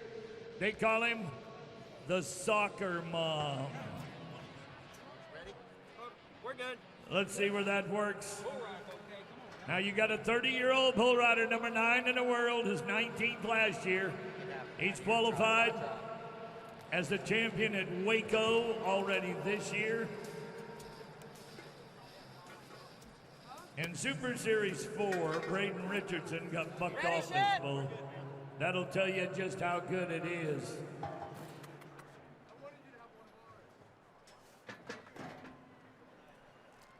Awful quiet in there. Could be. Get wild, Houston. Throw your arm, drop it, Wolf. I mean, ripped his hand out of there. Yeah. The action when the bull turned back had to come back down with his free hand just to save himself.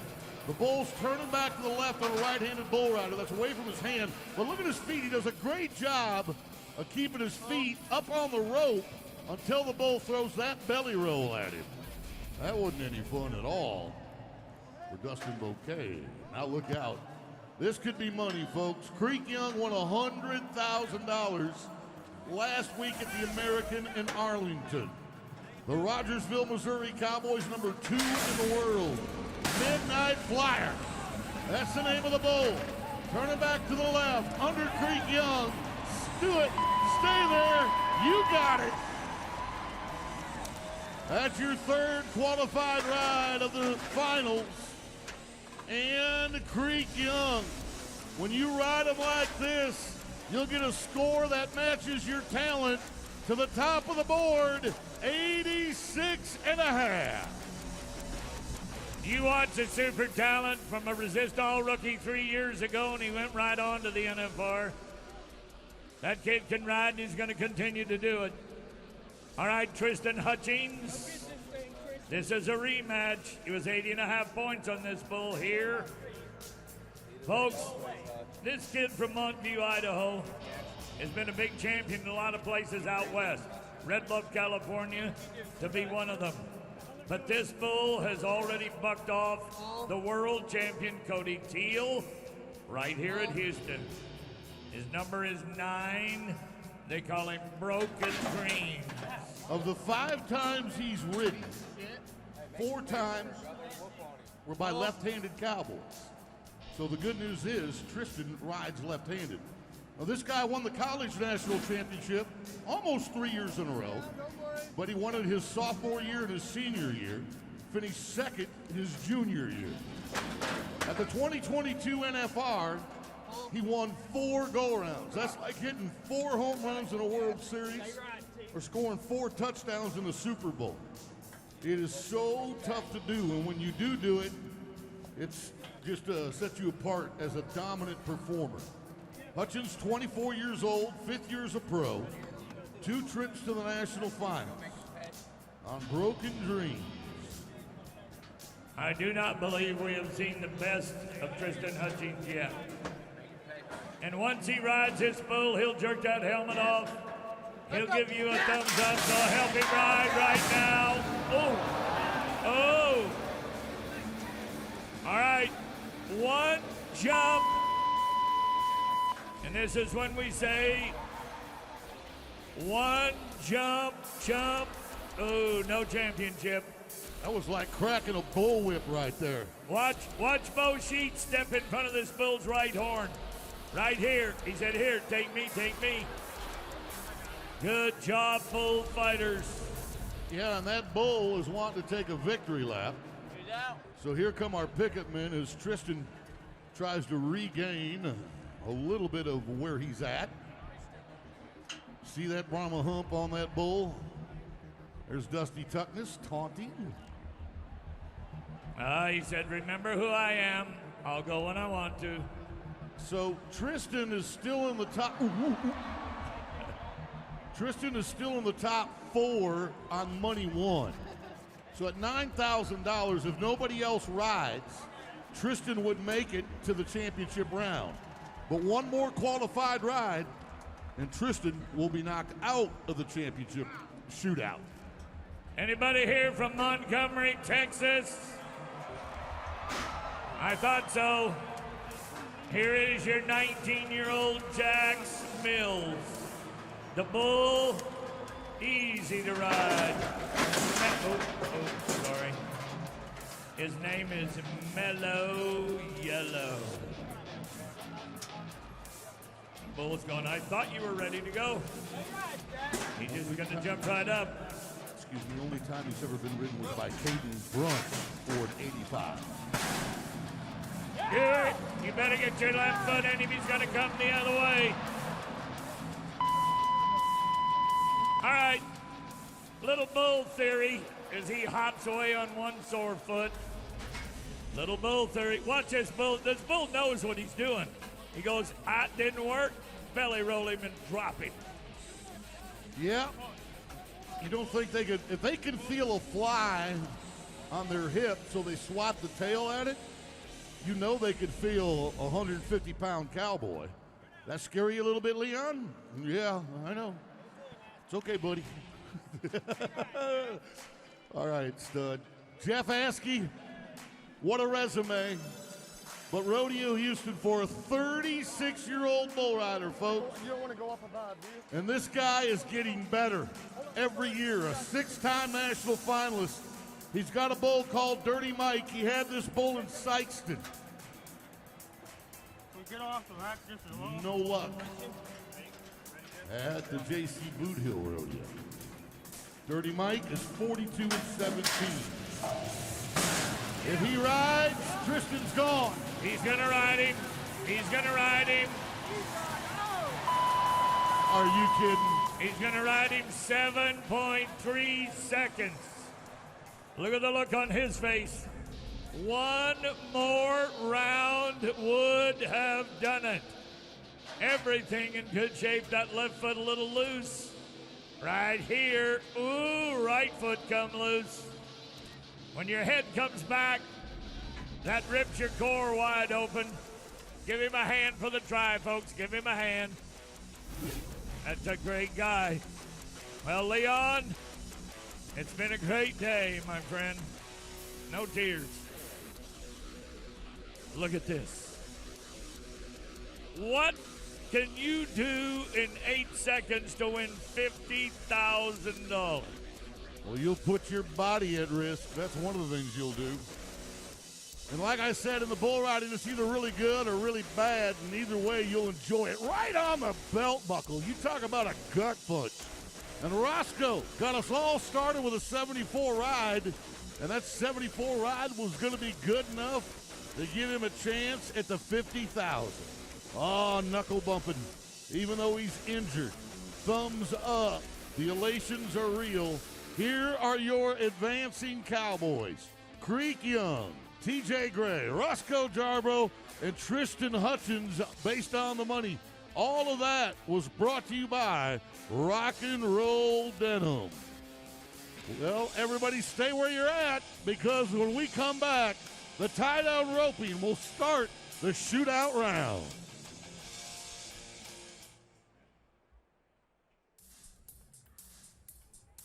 Hey, hey, I want you to get your phones out and scan the QR code, and you could be on the Raising Cane's selfie cam in just a minute.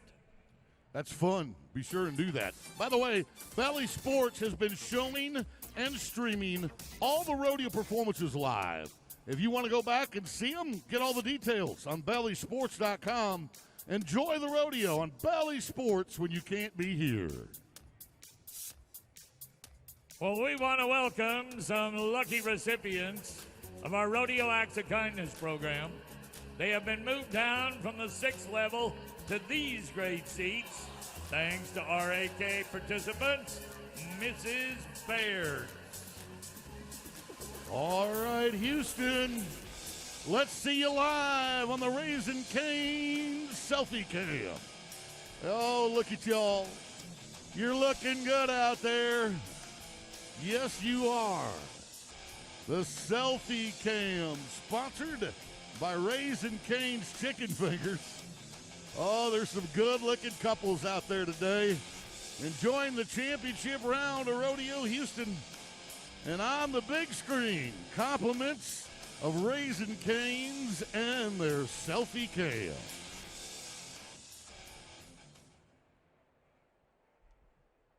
The Houston Livestock Show and Rodeo is truly grateful to work alongside the most successful people in the rodeo industry.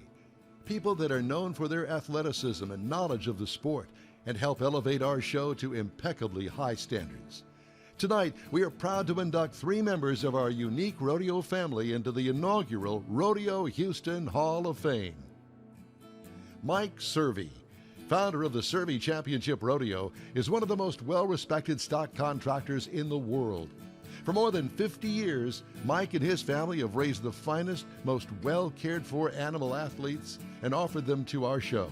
I started producing rodeos in the early 60s. Rodeo is a unique business. You have to have a certain amount of love for animals and a certain amount of athletic ability to do it. The superior standards of Mike Servey's family-owned operation aligns perfectly with the high expectations of Rodeo Houston. Houston has an attitude of going at something different than anybody I've ever seen. If it isn't done right or big or fast or glamorous, they're not going to do it. Well, that is very impressive to anybody.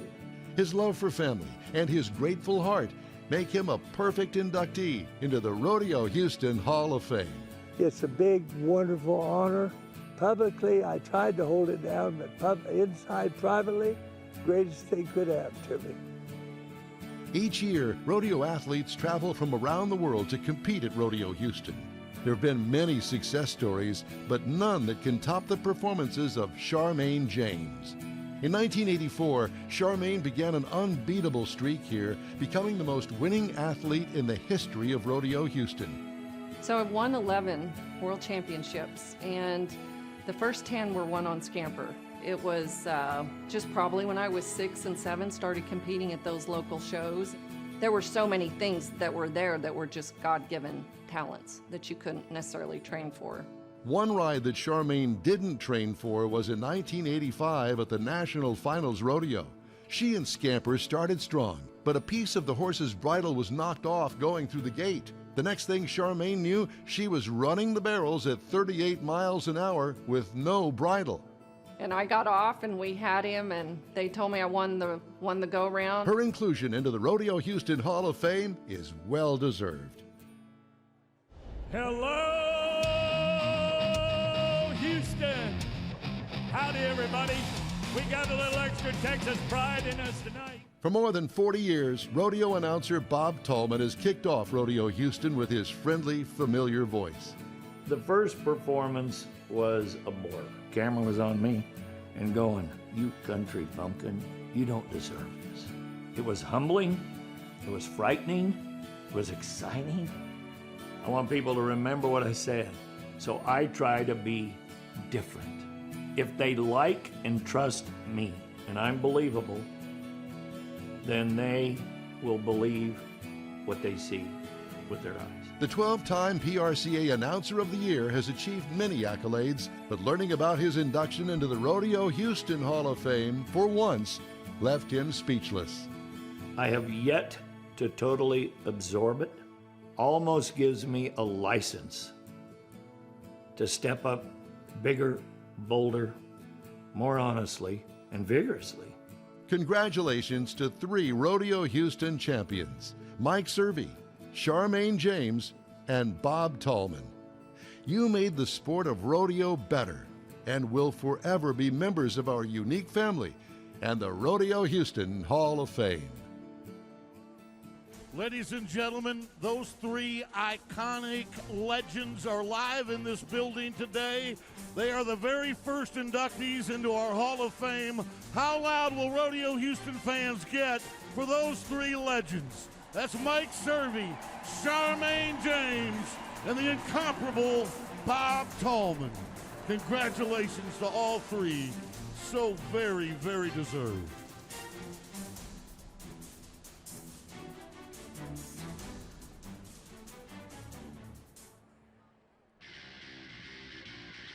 Okay, folks, shootout time. The 4 men that are left standing, sponsored by Boot Barn, in the tie-down roping.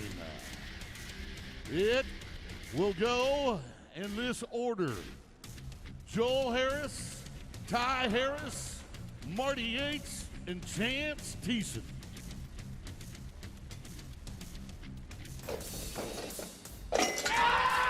Here's Joe. Get him out. Tournament's going to be quicker than he was in the first round. He's out of there. Oh, Bobby T, he's serving notice. If you want to win Rodeo Houston, you're going to have to be faster than 8'2". What a great day for one of the youngest guys here, 21 years old. And man, he was a man on a mission. Andy? We go from the younger brother to the older brother. San Angelo is proud of these 2 Harris boys. Ty Harris has been to the national finals 5 different times since his rookie season back in 2018. But the question is, which brother gets the biggest payout on Championship Sunday? As Ty rolls in, he's got to be quicker than 8.2 to try and take that $50,000 payday away from the younger Joel. Ty's won $8,000 coming up to this point. He was 9-7 to qualify to be in our Final 4. I can't see Andy, and I don't know if you can either, but are Joel and Ty riding the same horse? It looks as if they are. Yeah, he just stepped off, and now his brother steps on. So this shows you the brotherly bond. Joel did his job. He said, all right, bro, now I'm going to help you out. Gets his rope put around the saddle horn. So he will spin this bay horse around. Take one more deep breath. San Angelo, in a lot of places in the rodeo world, is the tie-down roping capital of this great nation.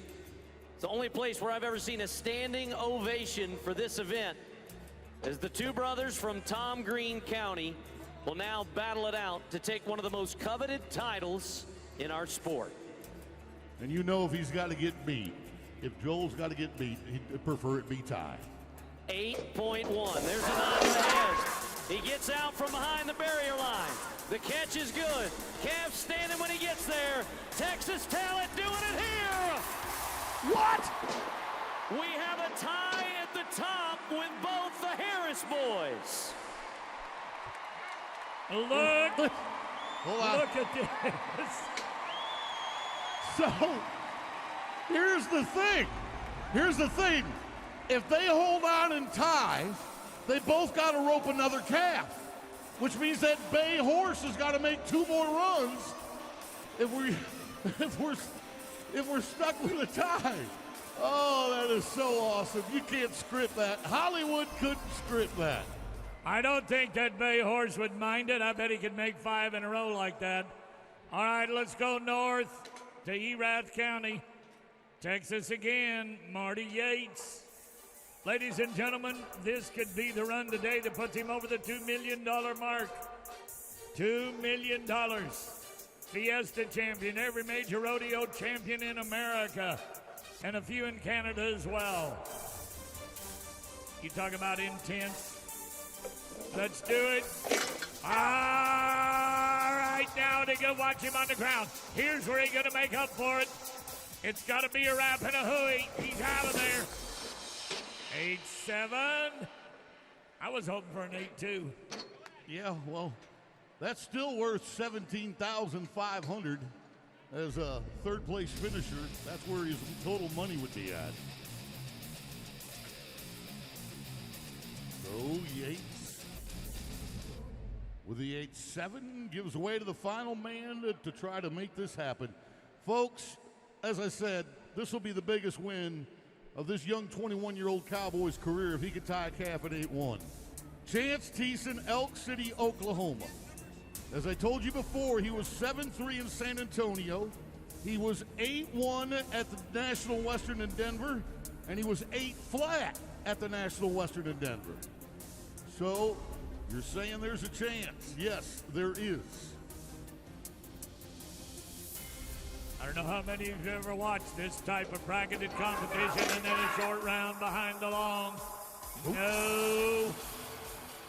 No. I want you to pay him off, folks. I really do want you to pay him. He's 21 years old. He's going to be back. Wow. Wow. So we've got a little sibling rivalry. That's going on. So let me tell you about Joel. He grew up just like Ty, roping calves, and then once he graduated high school, he sold all his horses because he wanted to go on a mission for Christianity. He wanted to help go preach the word. And then he got the vision that, hey, you know what? I could do this better if I went back to roping. His brother Ty never quit roping. He won the college national championship as a freshman. He won the Resist All Rookie of the Year. But Joel has just picked his ropes and his horses back up about 2 years ago. So this is the younger brother that's going to try to put some pressure on the older brother. They've done this in a practice pen 1,000 times. Watch the little bay horse do his work. Now get him up. Over. Hurry. He's going to go for the safety. 2 wraps and a half hitch. Yep. There might be a barrier here, too. But he didn't, to your point, Bob, he didn't go for the wrap of the hooey. So he wasn't taking a chance there. Well, when you're going to try to... he broke the barrier. It's going to be a 19-2. I'll just tell you one thing. He can still preach the word on the rodeo trail. So I've had this happen here before with a guy by the name of Ryan Watkins, okay? All Ty has to do is rope a calf in under 19.2 seconds. What the other guys did doesn't matter anymore. Their times weren't fast enough to win it in the 4 rounds. So all Ty has to do is beat Joel. And that means tie a calf in under 19.2 seconds. Now, you would think that's easy, but that really puts more pressure on him than anything. I would expect him to let this calf out a little bit and to make sure he doesn't break the barrier. There's the jerk line. That's the piggin string that he'll tie the calf with. The jerk line in his belt, when he runs down the rope, it's connected to the bit of the horse, and it will give soft tugs on that horse. Because of the humidity in South Texas, They want that rope to slide through their hand. And so they're using the baby powder to make sure that their sweat doesn't bind up their rope. All right, brother's going to stand right there with him. What I can tell you is the Harris family will be celebrating tonight. He got out of there. He's good. The catch is good. Now don't make any mistakes. Yeah, don't be slow and easy, but 2 wraps and a half inch. 9-6. That answers all questions. Yes, it does. He was sure to clear the calf, make sure he had a chance to stand on its own.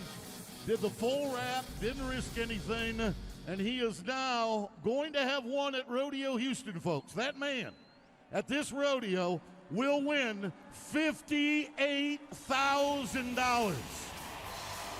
His brother will win $27,250. So between the two of them, they will have won over $85,000.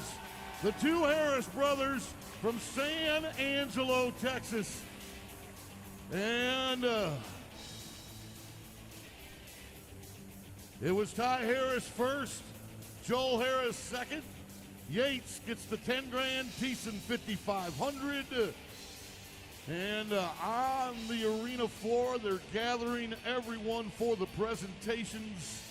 It's such an emotional moment in the athlete's career.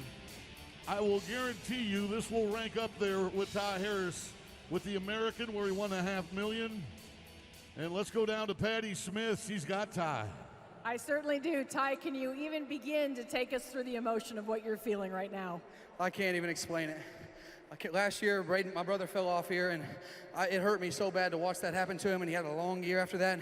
Getting to see him have success and seeing his emotion and the run he made, it was so hard for me to just settle myself and make my run in that long ground. And I was more excited about him, his A2 than mine. So I'm so thankful for the crowd, everything we've got going on here. And Houston Rodeo doesn't get much better than this.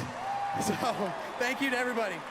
Can you even obviously script it any better than that? You know, two brothers like that, and to see the jubilation on both of your faces, sharing a horse. You know, you're calling him back saying, yo, I need my horse back. I can't even describe it. Earlier we were getting ready, and I said, man, let's just tie and have a rope off. We already won first and second at that point, and he kind of chuckled, but it actually happened. So this is what dreams are made of, and I'm just so thankful to be a part of it. All right, well, let's look up here. Take us through your ride and take us through what winning $50,000 looks like. Let's see it. So he broke the barrier. I probably should have laid off of it a little more than that, but I didn't want to safety up too much. My great horse Mo was awesome all day. He got 6 runs.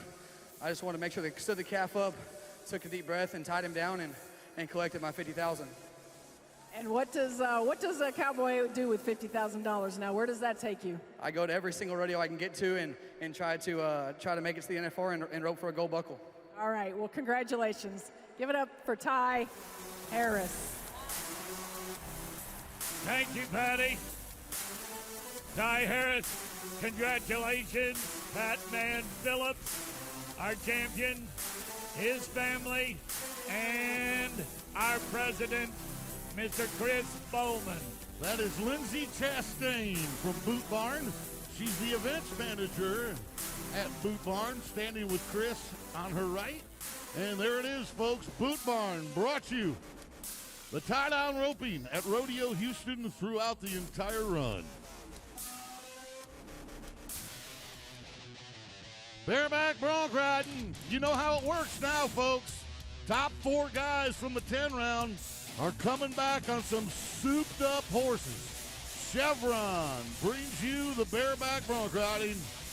Yes, they do. And there it is. Shadbolt, Cook, Oss, and Barry all in the running.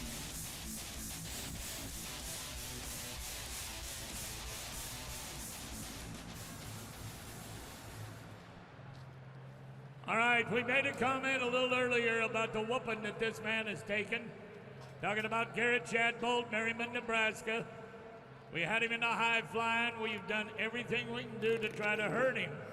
He has a beautiful family, but he's already coming in here with $6,750. What are you going to do to try to add 50 to it? A lot of people don't understand. They won $8, $9, $10, $12,000. That money goes on top of it and goes home. Here's a horse they won the rodeo on a year ago. Yippee! Commits! The horse has the same trim from the Calgary Stampede. They've been 90, but 4 times on this horse.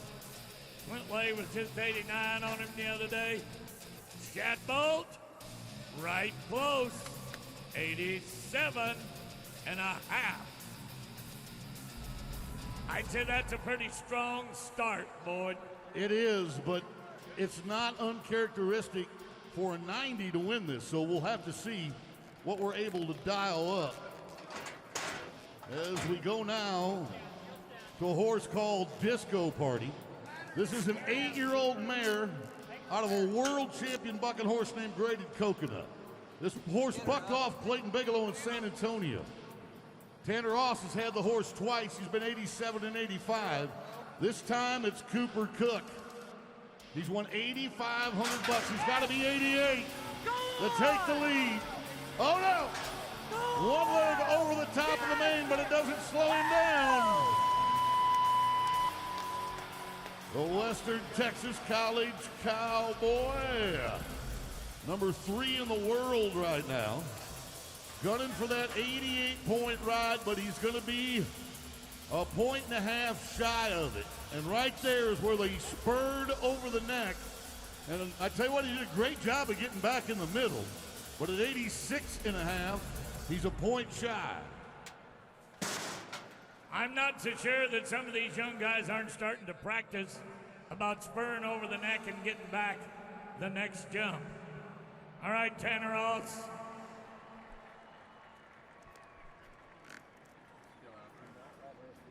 Andy, you know the horse. You know the man. I love this horse, Bobby T. Sam Peterson's already been 89 on this national finals bucking horse from the Cervies called R. Watson's Prairie Fire. But this horse also bucked off the man you just saw, Cooper Cook, last year in San Antonio.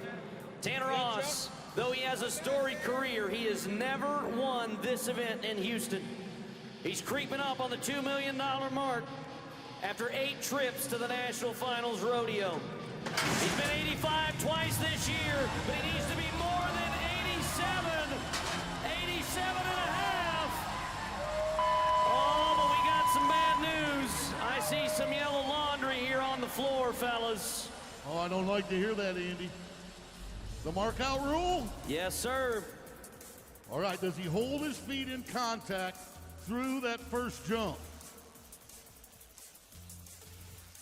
And if he doesn't stay in contact with the horse, and it's the left side, I think, that they got him on. And so does that foot come out? We're waiting for the judges to confirm or deny. It is confirmed. He missed the horse out. That was going to be a big score for Tanner Ross, and that is a heartbreaker for the Minnesota man.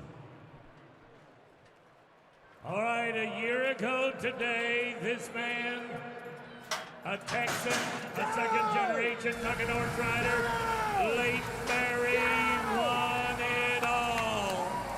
And he is back to try to do it again. He had that horse at the NFR and was 88.5 on Agent Links at the NFR. So, we'll see if they agree. He just became a back-to-back Rodeo Houston champion. Late Barry, 91.5. So last year he won it on Yippee Kibitz with a 90.5 point ride. Hugs and kisses from family as he makes his way over for our championship presentation. I just want to see him smile a little more. He's about to get married. His whole life is before him. And over $100,000 won at Houston. LB, you are the man. Andy Seiler has the champ. Yes, I do. And he just walked up to me and said, man, it is good to be in this spot again. Did you have any idea when you woke up this morning that you'd be a back-to-back champ?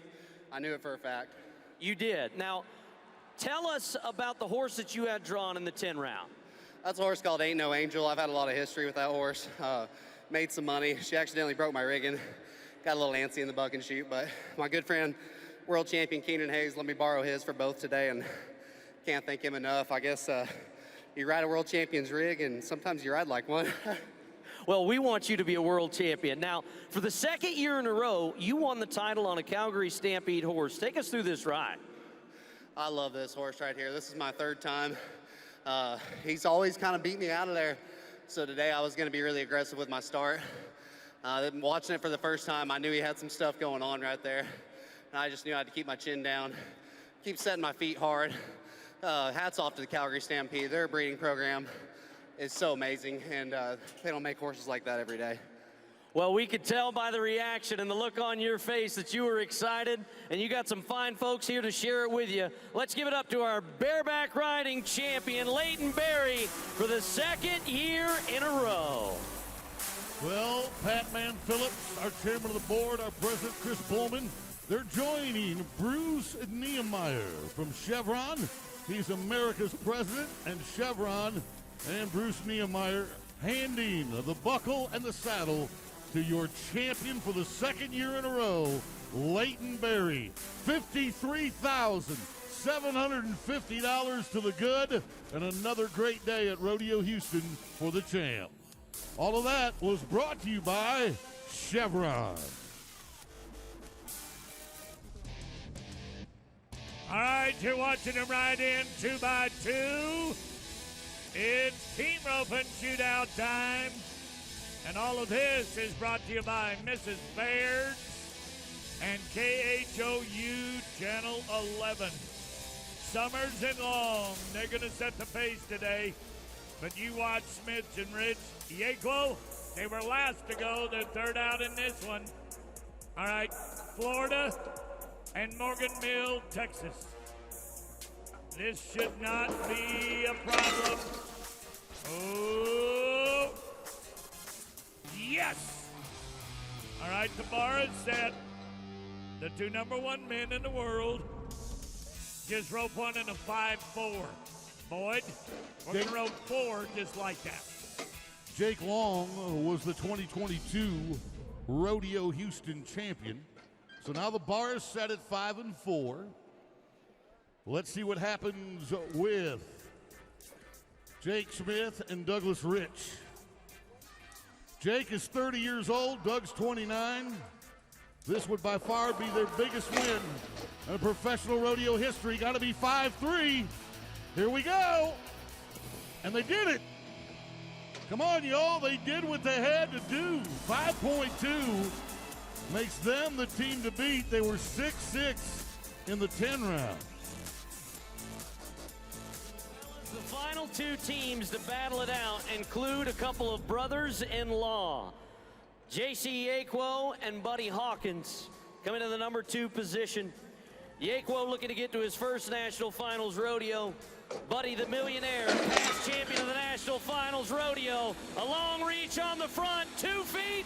Look at this, 4.8, and now a set of brand new leaders.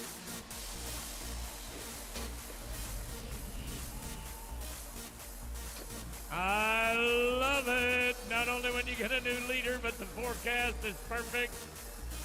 Boy, he did pantyhose him. That's a great way to get the healing done. Andrew Ward, Tanner Braden, boys. Got to be 4-7. They're going for it. No, hard-running steer. A hard-running steer. And Ward and Braden, they're going to tie, it looks like, with a 5-4. Wow. Crazy day in the team roping. Warden Braden, but when it's all said and done, Yaquo and Hawkins. Buddy has won the American, he's won the national finals, he's won the BFI, and now Hawkins is going to add Rodeo Houston to his list of impressive wins on his resume. J.C. Yaquo roped with his brother for so many years and won the reserve title at the college finals. Smith and Rich are going to leave here richer, 40,000. Summers and Long, 15.5, and that's where Ward and Braden end up as well. Got to get them off their horses and to the saddle display, as well as the opportunity to hand them the victors. All right, Patty, you've got the champs. I do have the champs. We're getting all set here, but look, you guys just pulled off an amazing feat there, and I know the first time for you. Tell us what's going through your mind and what your emotions are right now. Oh, I'm just so happy. I just told the Lord that when I was praying that I'd give him all thanks and that this is only possible because of him, and I'm just so thankful.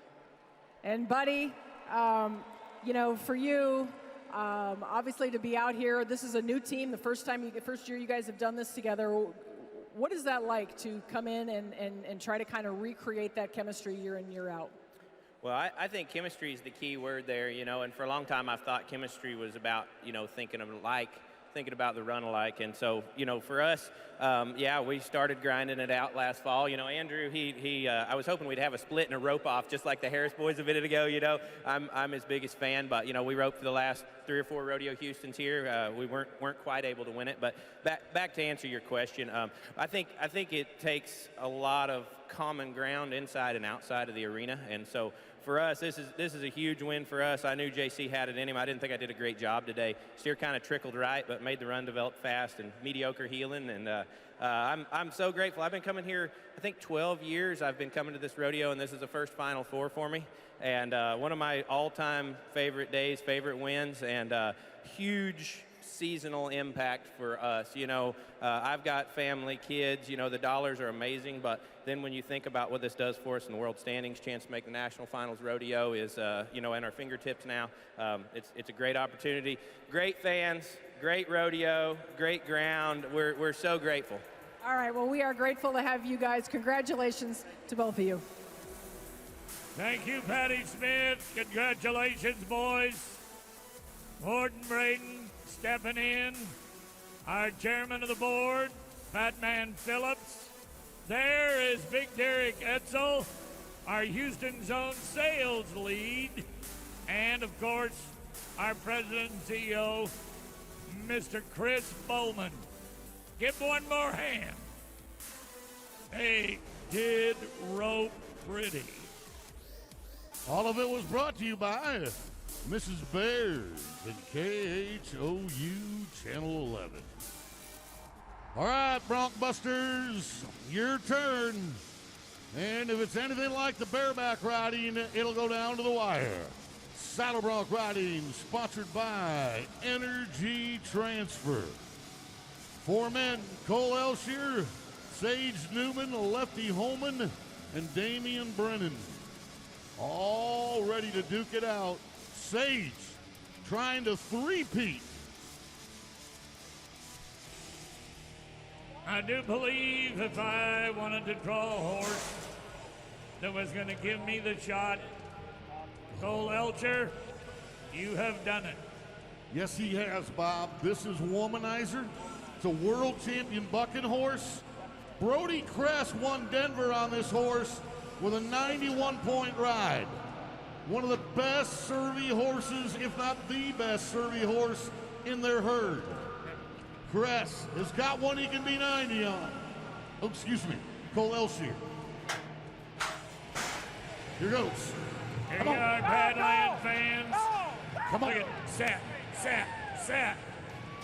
A world champion in the making on a world champion bucking horse. Oh my goodness, here's your replay. 1-25 for the man, the same for the horse. Listen to this, Andy. 88.5.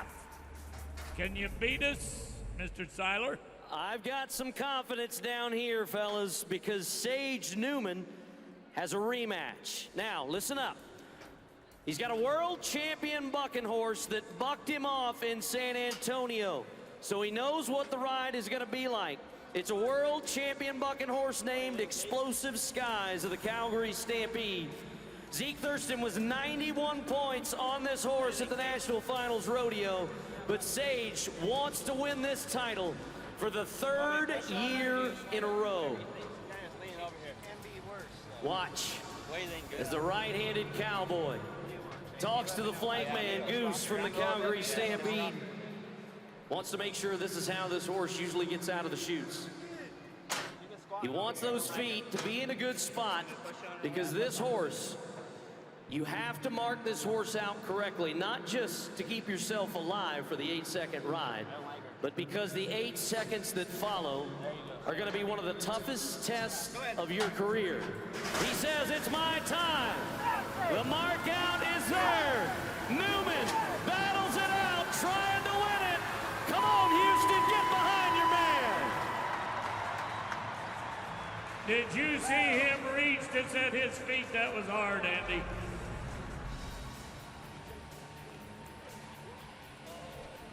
Oh, will he three-peat? Will he three-peat? No, he will not. He's a half-point shy of Cole Elshier. It's 88.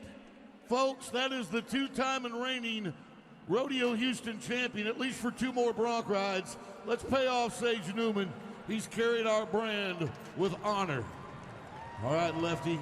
Yep, The man who's lefty, who rides right-handed, has the best hair here. Another world champion bucking horse, Exotic Warrior from the Calgary Stampede. Kick those white boots. Let's kick us to a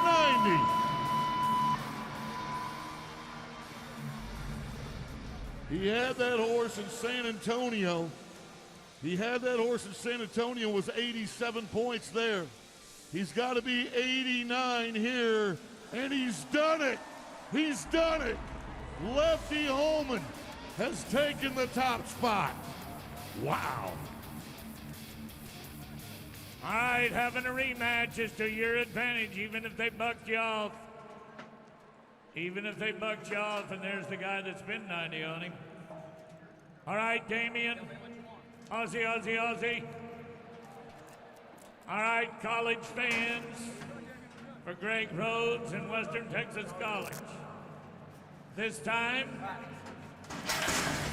we got our Watson, Ted Bishop. Oh, beautiful circle to the right, so terrific. Look at Sage Newman cheering him on. That's camaraderie. As the boys ride in to pick him up, let's see where the judges are thinking. It was perfect, I said it. Yes! He's the hottest bronc rider going. Bingo! He is the hottest bronc rider on planet Earth. A high five from Lefty Zeke. They're all there to congratulate him. 91 points for the Australian. A hug from Sage Newman. Now remember, he's number 2 in the world coming in here. 2022 Resist All Rookie of the Year. Look at this. Look at those toes turned out. Look at how high and hard that horse is kicking out the back. You could not ask for a better ride. And Damian Brennan, in this day alone, he's been 90 and 91 on 2 horses on Championship Sunday. That'll make him $50,000 to the good. Holman is second, Elshier third, and Newman fourth. Let's go down to Andy. He's got the jail. So, boy, during the semifinal competition, I ran into some of the bareback and saddle bronc riders, and before I left, Damien said, I hope I get to see you again. Well, for the 2nd year in a row, we've got an Australian champion. Damien, tell us about your journey to here. You know, I went to Snyder College and went through the college ranks and, started pro rodeo and got the Rookie of the Year win, and now we're here. Did you know anything about Ed Bishop coming into this Final Four? Yeah, I seen Sage Newman get on him earlier this rodeo, and he's outstanding. That's a great horse to have. Well, we heard a lot of guys behind the chutes hooping and hollering about your ride. Take us through it from the first jump. Yeah, I just tried to get a good solid spur out. And yeah, she took a little run there and it was just really good. I just tried to stay back and keep lifting. And she's every bronc rider's dream. She's getting off the air and gives you plenty of time to set your feet. Well, today your dream came true, Cowboy. You got a payday coming your way, and you're a Rodeo Houston champion. Let's give it up for our saddle bronc rider, the man of the hour, Mr. Damian Brennan. There's a hug from Pat Mann-Phillips, the chairman of the board, Chris Bowman, our president and CEO, and we welcome from Energy Transfer, Ashley Soerda, a senior specialist with community affairs. Hello, Ashley. Glad to have you here to present that Australian, a Rodeo Houston champion buckle and saddle. What a day for Damian Brennan. Wow. Thank you again to Energy Transfer for bringing us the bronc riding. Coming up, the steer wrestling as the shootout round at Rodeo Houston continues.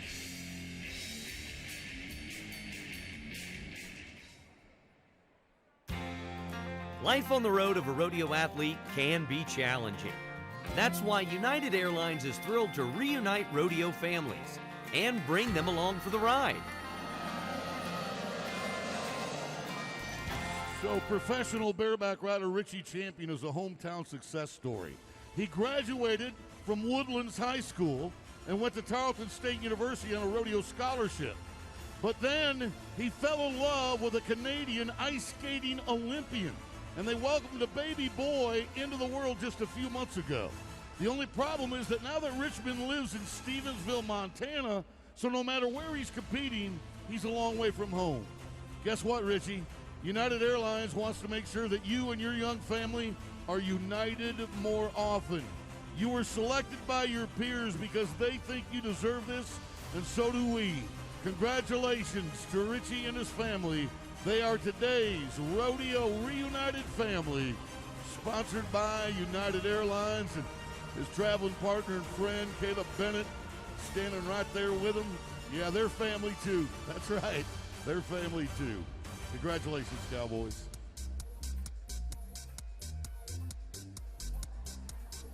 Y'all having fun? Happy, happy, happy. Welcome back. It's time for the big boys to play the big boys shootout game of steer wrestling. Yes, sir, and yes, ma'am. Sponsored by Mattress Firm, of course. The best thing you could give a bulldogger is a good mattress. Defending champion Massey and 2016 champ Dakota Eldridge. Two guys trying to win a second Rodeo Houston title and two guys trying to win their first.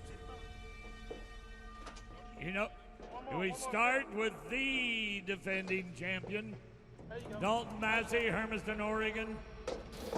Get you a nod, big boy. Oh, no, no, no. He took a look. Steer faded, went over, and bumped in. Watch his steer. He's going to go to the right. He says, oh, I think I know him. Hazer trying all that he can. Didn't work. That hurts your pocketbook. There are some of these moments that could truly be life-changing for an individual. That moment has just arrived for Tucker Allen of Ventura, California. He's been a circuit champion, but this would catapult him into his first chance to try and go to the National Finals Rodeo. The stuntman has won $5,000 and has turned in some pretty solid times. 5-1 to get here. 5-2 back in the semifinals, but he wants to put some pressure on everybody else. Hard running steer, turn him around. No, come on, Tucker, don't quit.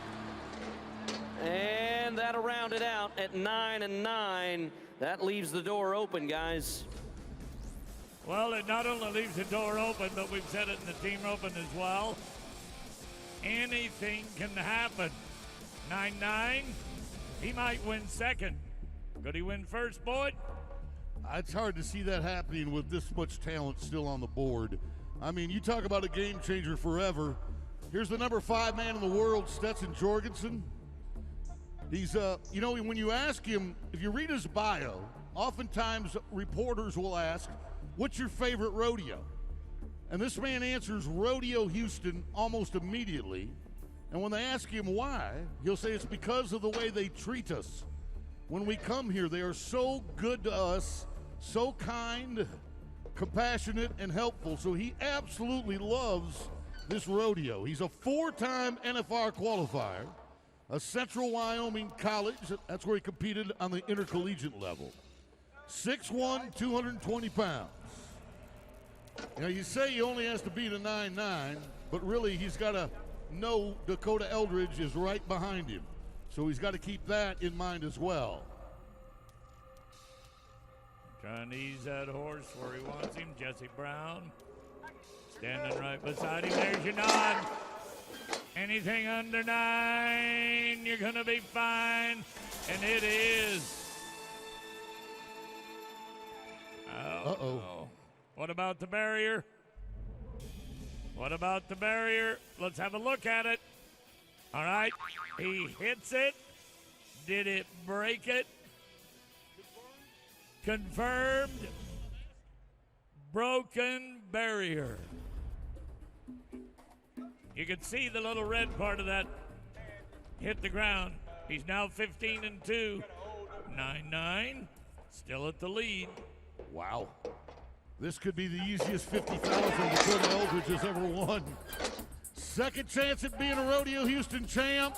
He lets him out far enough. And that will be the longest time anybody has ever won Rodeohouston. He probably can't believe it. Wow, Dakota, way to go, man. Way to go. 4 big wolves. I mean, look at their previous times were 4-6, 5-2, 4 flat, 4-3. Wow. Second time to be a Rodeohouston champion. He's a 2-time NFR champion. He was the Resist All rookie, all-around and steer wrestling champ. Eldridge at 54,250 altogether. Tucker Allen's going to get out of here with about 25,000. Jorgensen with 16.5 and Dalton Massey with 12,750. That pay right there is what we pay for the shootout round, but we add it with all the money they won through their Super Series and semifinals, and that's how you get the big number of 54,250. Patty, you got a great cowboy down there. Let's be the champ. I do. Dakota, your second time to win here at Rodeohouston. Is it sweeter the second time around? Yeah, it's unbelievable. I got to thank the good Lord up above and my wife and my family. I guess my mom can keep my other Rodeohouston saddle at her house. I can take this one to California. So being the last one out, obviously, I mean, I'm sure you never woke up this morning and said if you put up that kind of number that you thought you were going to win this. But being the last one to go, how much was that, did that play into what you were doing out there today? Yeah, I knew it was pretty easy, but I actually didn't realize Tucker ended up being 8 when I went, or Tucker was 9, and when I went I didn't even know, but I figured Tucker had won it, which I was so happy for him. But then I looked up at the board and I'm like, well, dang, I won it. So I was kind of shocked, really. I mean, as tough as the other events is, this bulldogging was a little softer today. We kind of had some stronger steers, but man, I can't thank Houston, the hospitality, the sports med.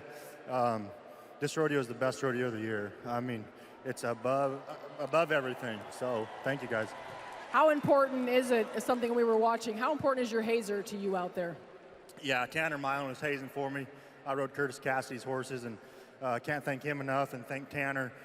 He was also hazing for Dalton, and the bulldog and the camaraderie is just amazing. Tucker, he went and then went and got on Stetson Jorgensen's haze horse to haze for him. So we're all pulling for each other. We're just going against ourselves and the animal and just try to do our best job. All right, well, you did the job today, so congratulations to you. Give it up for the champion, bulldogger today, Dakota Eldridge. All right, as we move in for the presentation, Pat Man Phillips on your left, Chris Bowman on the right. I want to welcome Zahira Gonzalez, our senior sales manager at Matra Firm, with Dakota Eldridge. There is your Nevada Buckaroo champion at Houston. You can come back and do this again, Dakota, anytime you want to. Big thank you today to Mattress Firm. So let's do it in the Cowgirls contest next. The 4 finalists in the barrel racing. We're going to get a new Rodeo Houston champion. None of these ladies have ever won it. It's brought to us by S&B Engineers and Constructors. Leslie Small-You-Go with the fastest run of the 10 round.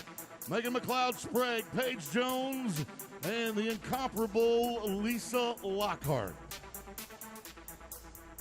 All right, ease around the corner, come down this alley. Here is Lisa. You got it, Leslie Small-You-Go. Turn 1, turn 2. Everybody in the building, let's help her.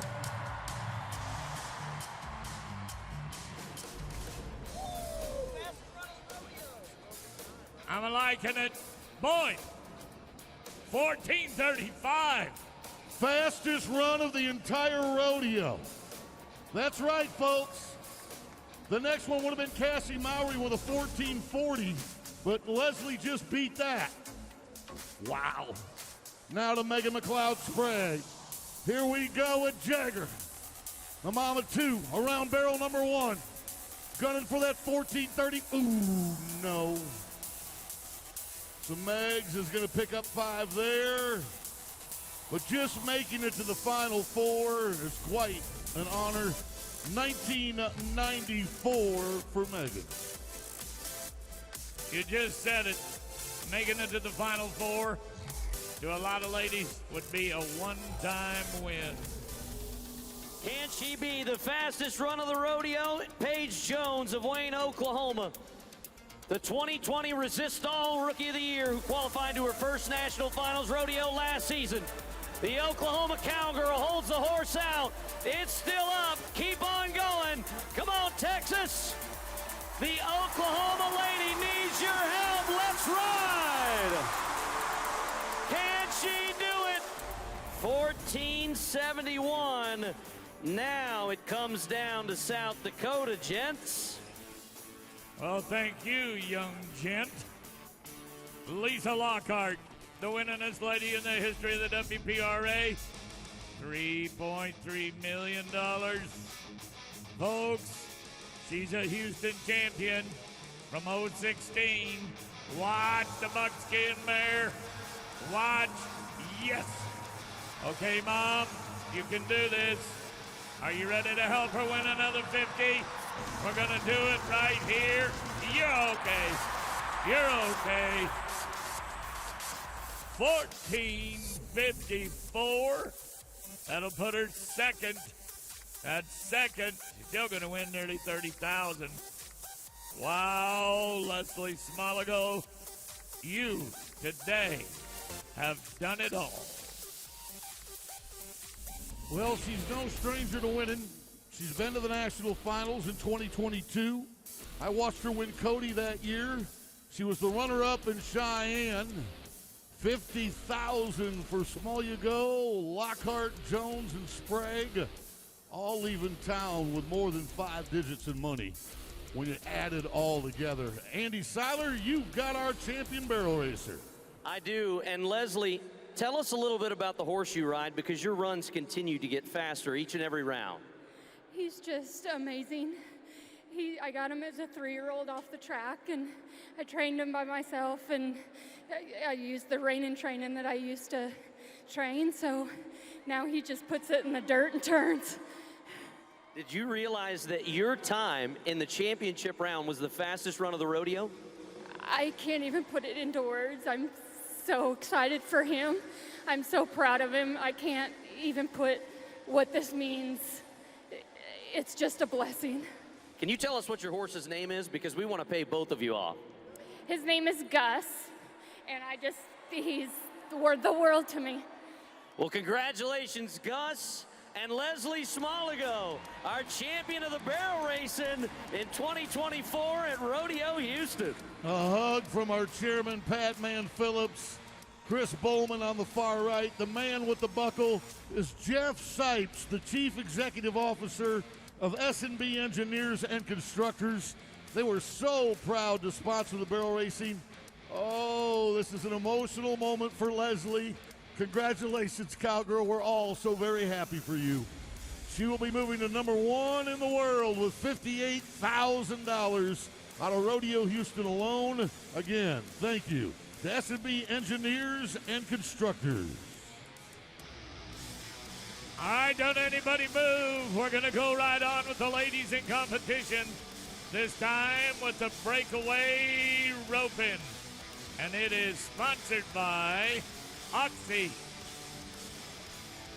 Tiana Gray. 3 ladies tried to move her out of that long round. Jackie Crawford, the world champion. Taylor Munsell. All right, let's do it, Tiana. Portales, New Mexico. A little shout out to Eastern New Mexico University, where this cowgirl has been a standout. Her job is to set the pace. Ooh, hard running calf. It's got to track him up the right side. And unfortunately, again, you know you've got 3 wolves behind you that can really rope. So when you get a calf like that, you got to just throw a Hail Mary and hope it'll work. Better luck next time for Tiana. With 23 world championships, she rides in calmly. She's a mom, she's a wife. Her husband has been a Houston champion. This is the one and only Jackie Crawford.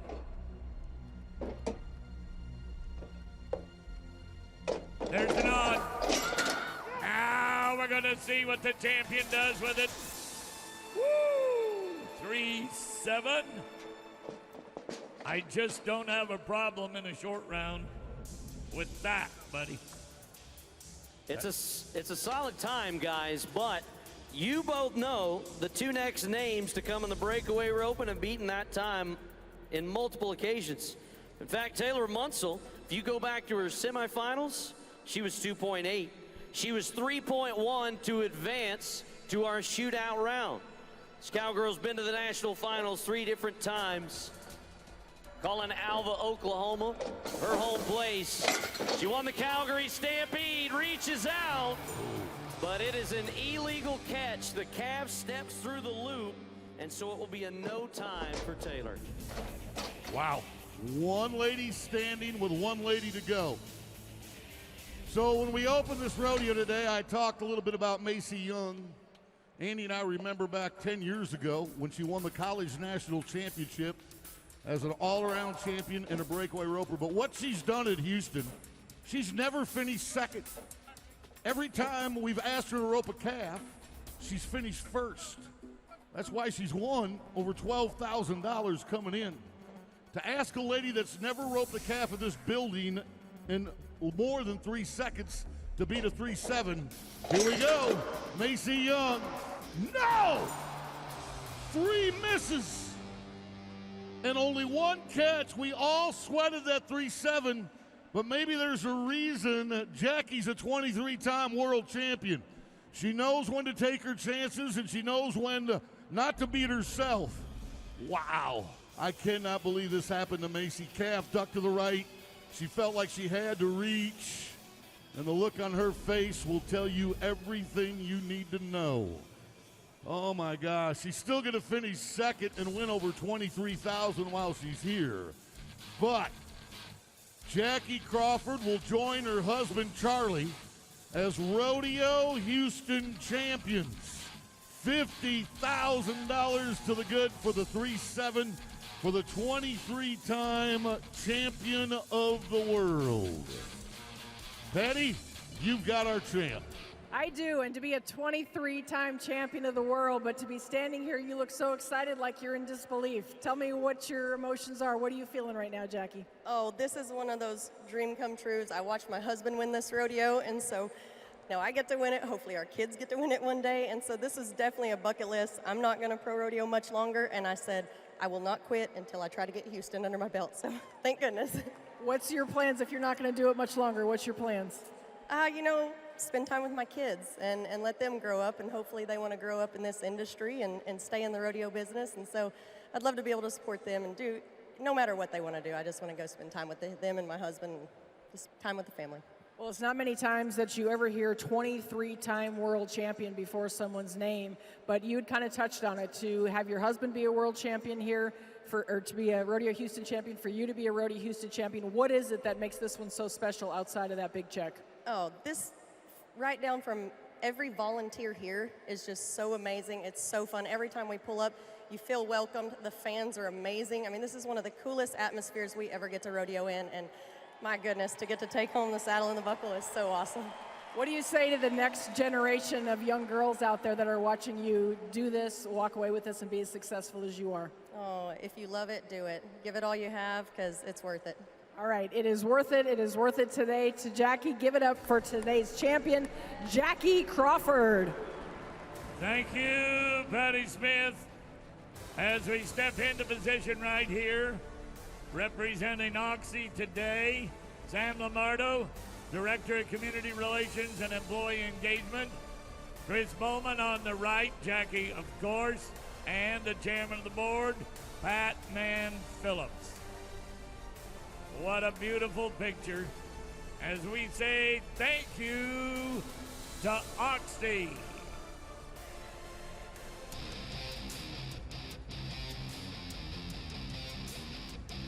And then there was one contest remaining to crown a Rodeo Houston champion in professional rodeo. That contest is bull riding, and it's brought to you by Rock and Roll Denim. And there are the boys. Tristan Hutchins, he made it on money earned. Jarbo, Gray, and Young all got to the whistle.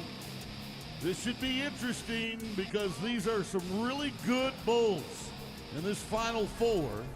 And we start with a cowboy who's won more money than anybody else here in the bull riding right now at $9,000.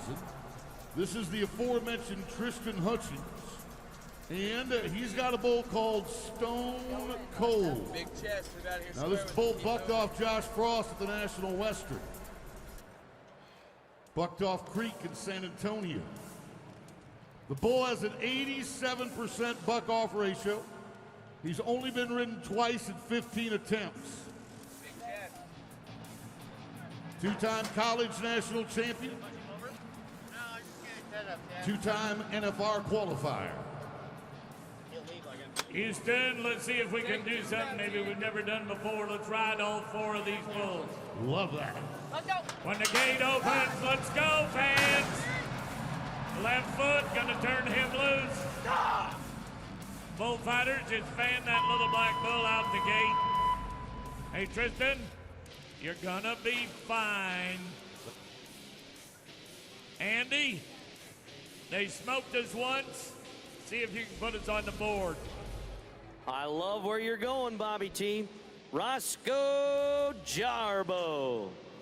And a bull named Hostile. Actually, I don't know if I've met a bull yet that wasn't a little hostile. See, I told you. It's $1 million cowboy that's now going to try to reset and re-pull. Still got his hand in the rope, okay. Likes where everything's at. That's cowboy stuff. Yes, it is. Roscoe, let's ride a bull. Keep your chances alive. Bull trying to go left. Now, stand in the middle. Clock says 8. Did he make it, fellas? Well, I'm going with the clock. I'm looking at Ronnie Howard, one of our judges. He's going, yep. His clock said 8.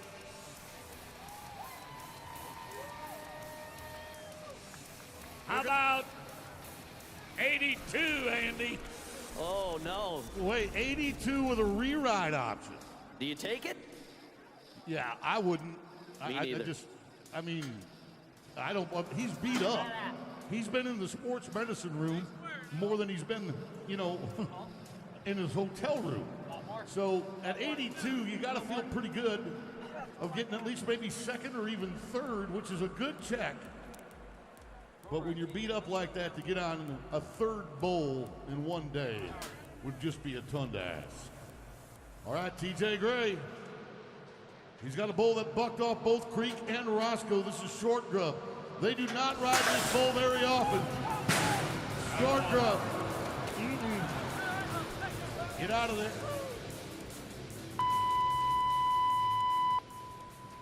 That bull is now 12-1. That's a 91% buck-off ratio for Short Grub. Now you heard Boyd earlier mention the large amount of money that Creek Young just won at the American in Arlington just days ago. Folks, 3 years ago, he was named the Resistol Rookie of the Year. What a great award. And that was during the Wrangler National Finals in Vegas. And he was there every night, and he rode them like all the champions. Yes. Yes. This is the Preacher. Yes. Keep right. Keep going. Keep right. Yes, sir. Yes, sir. Yes.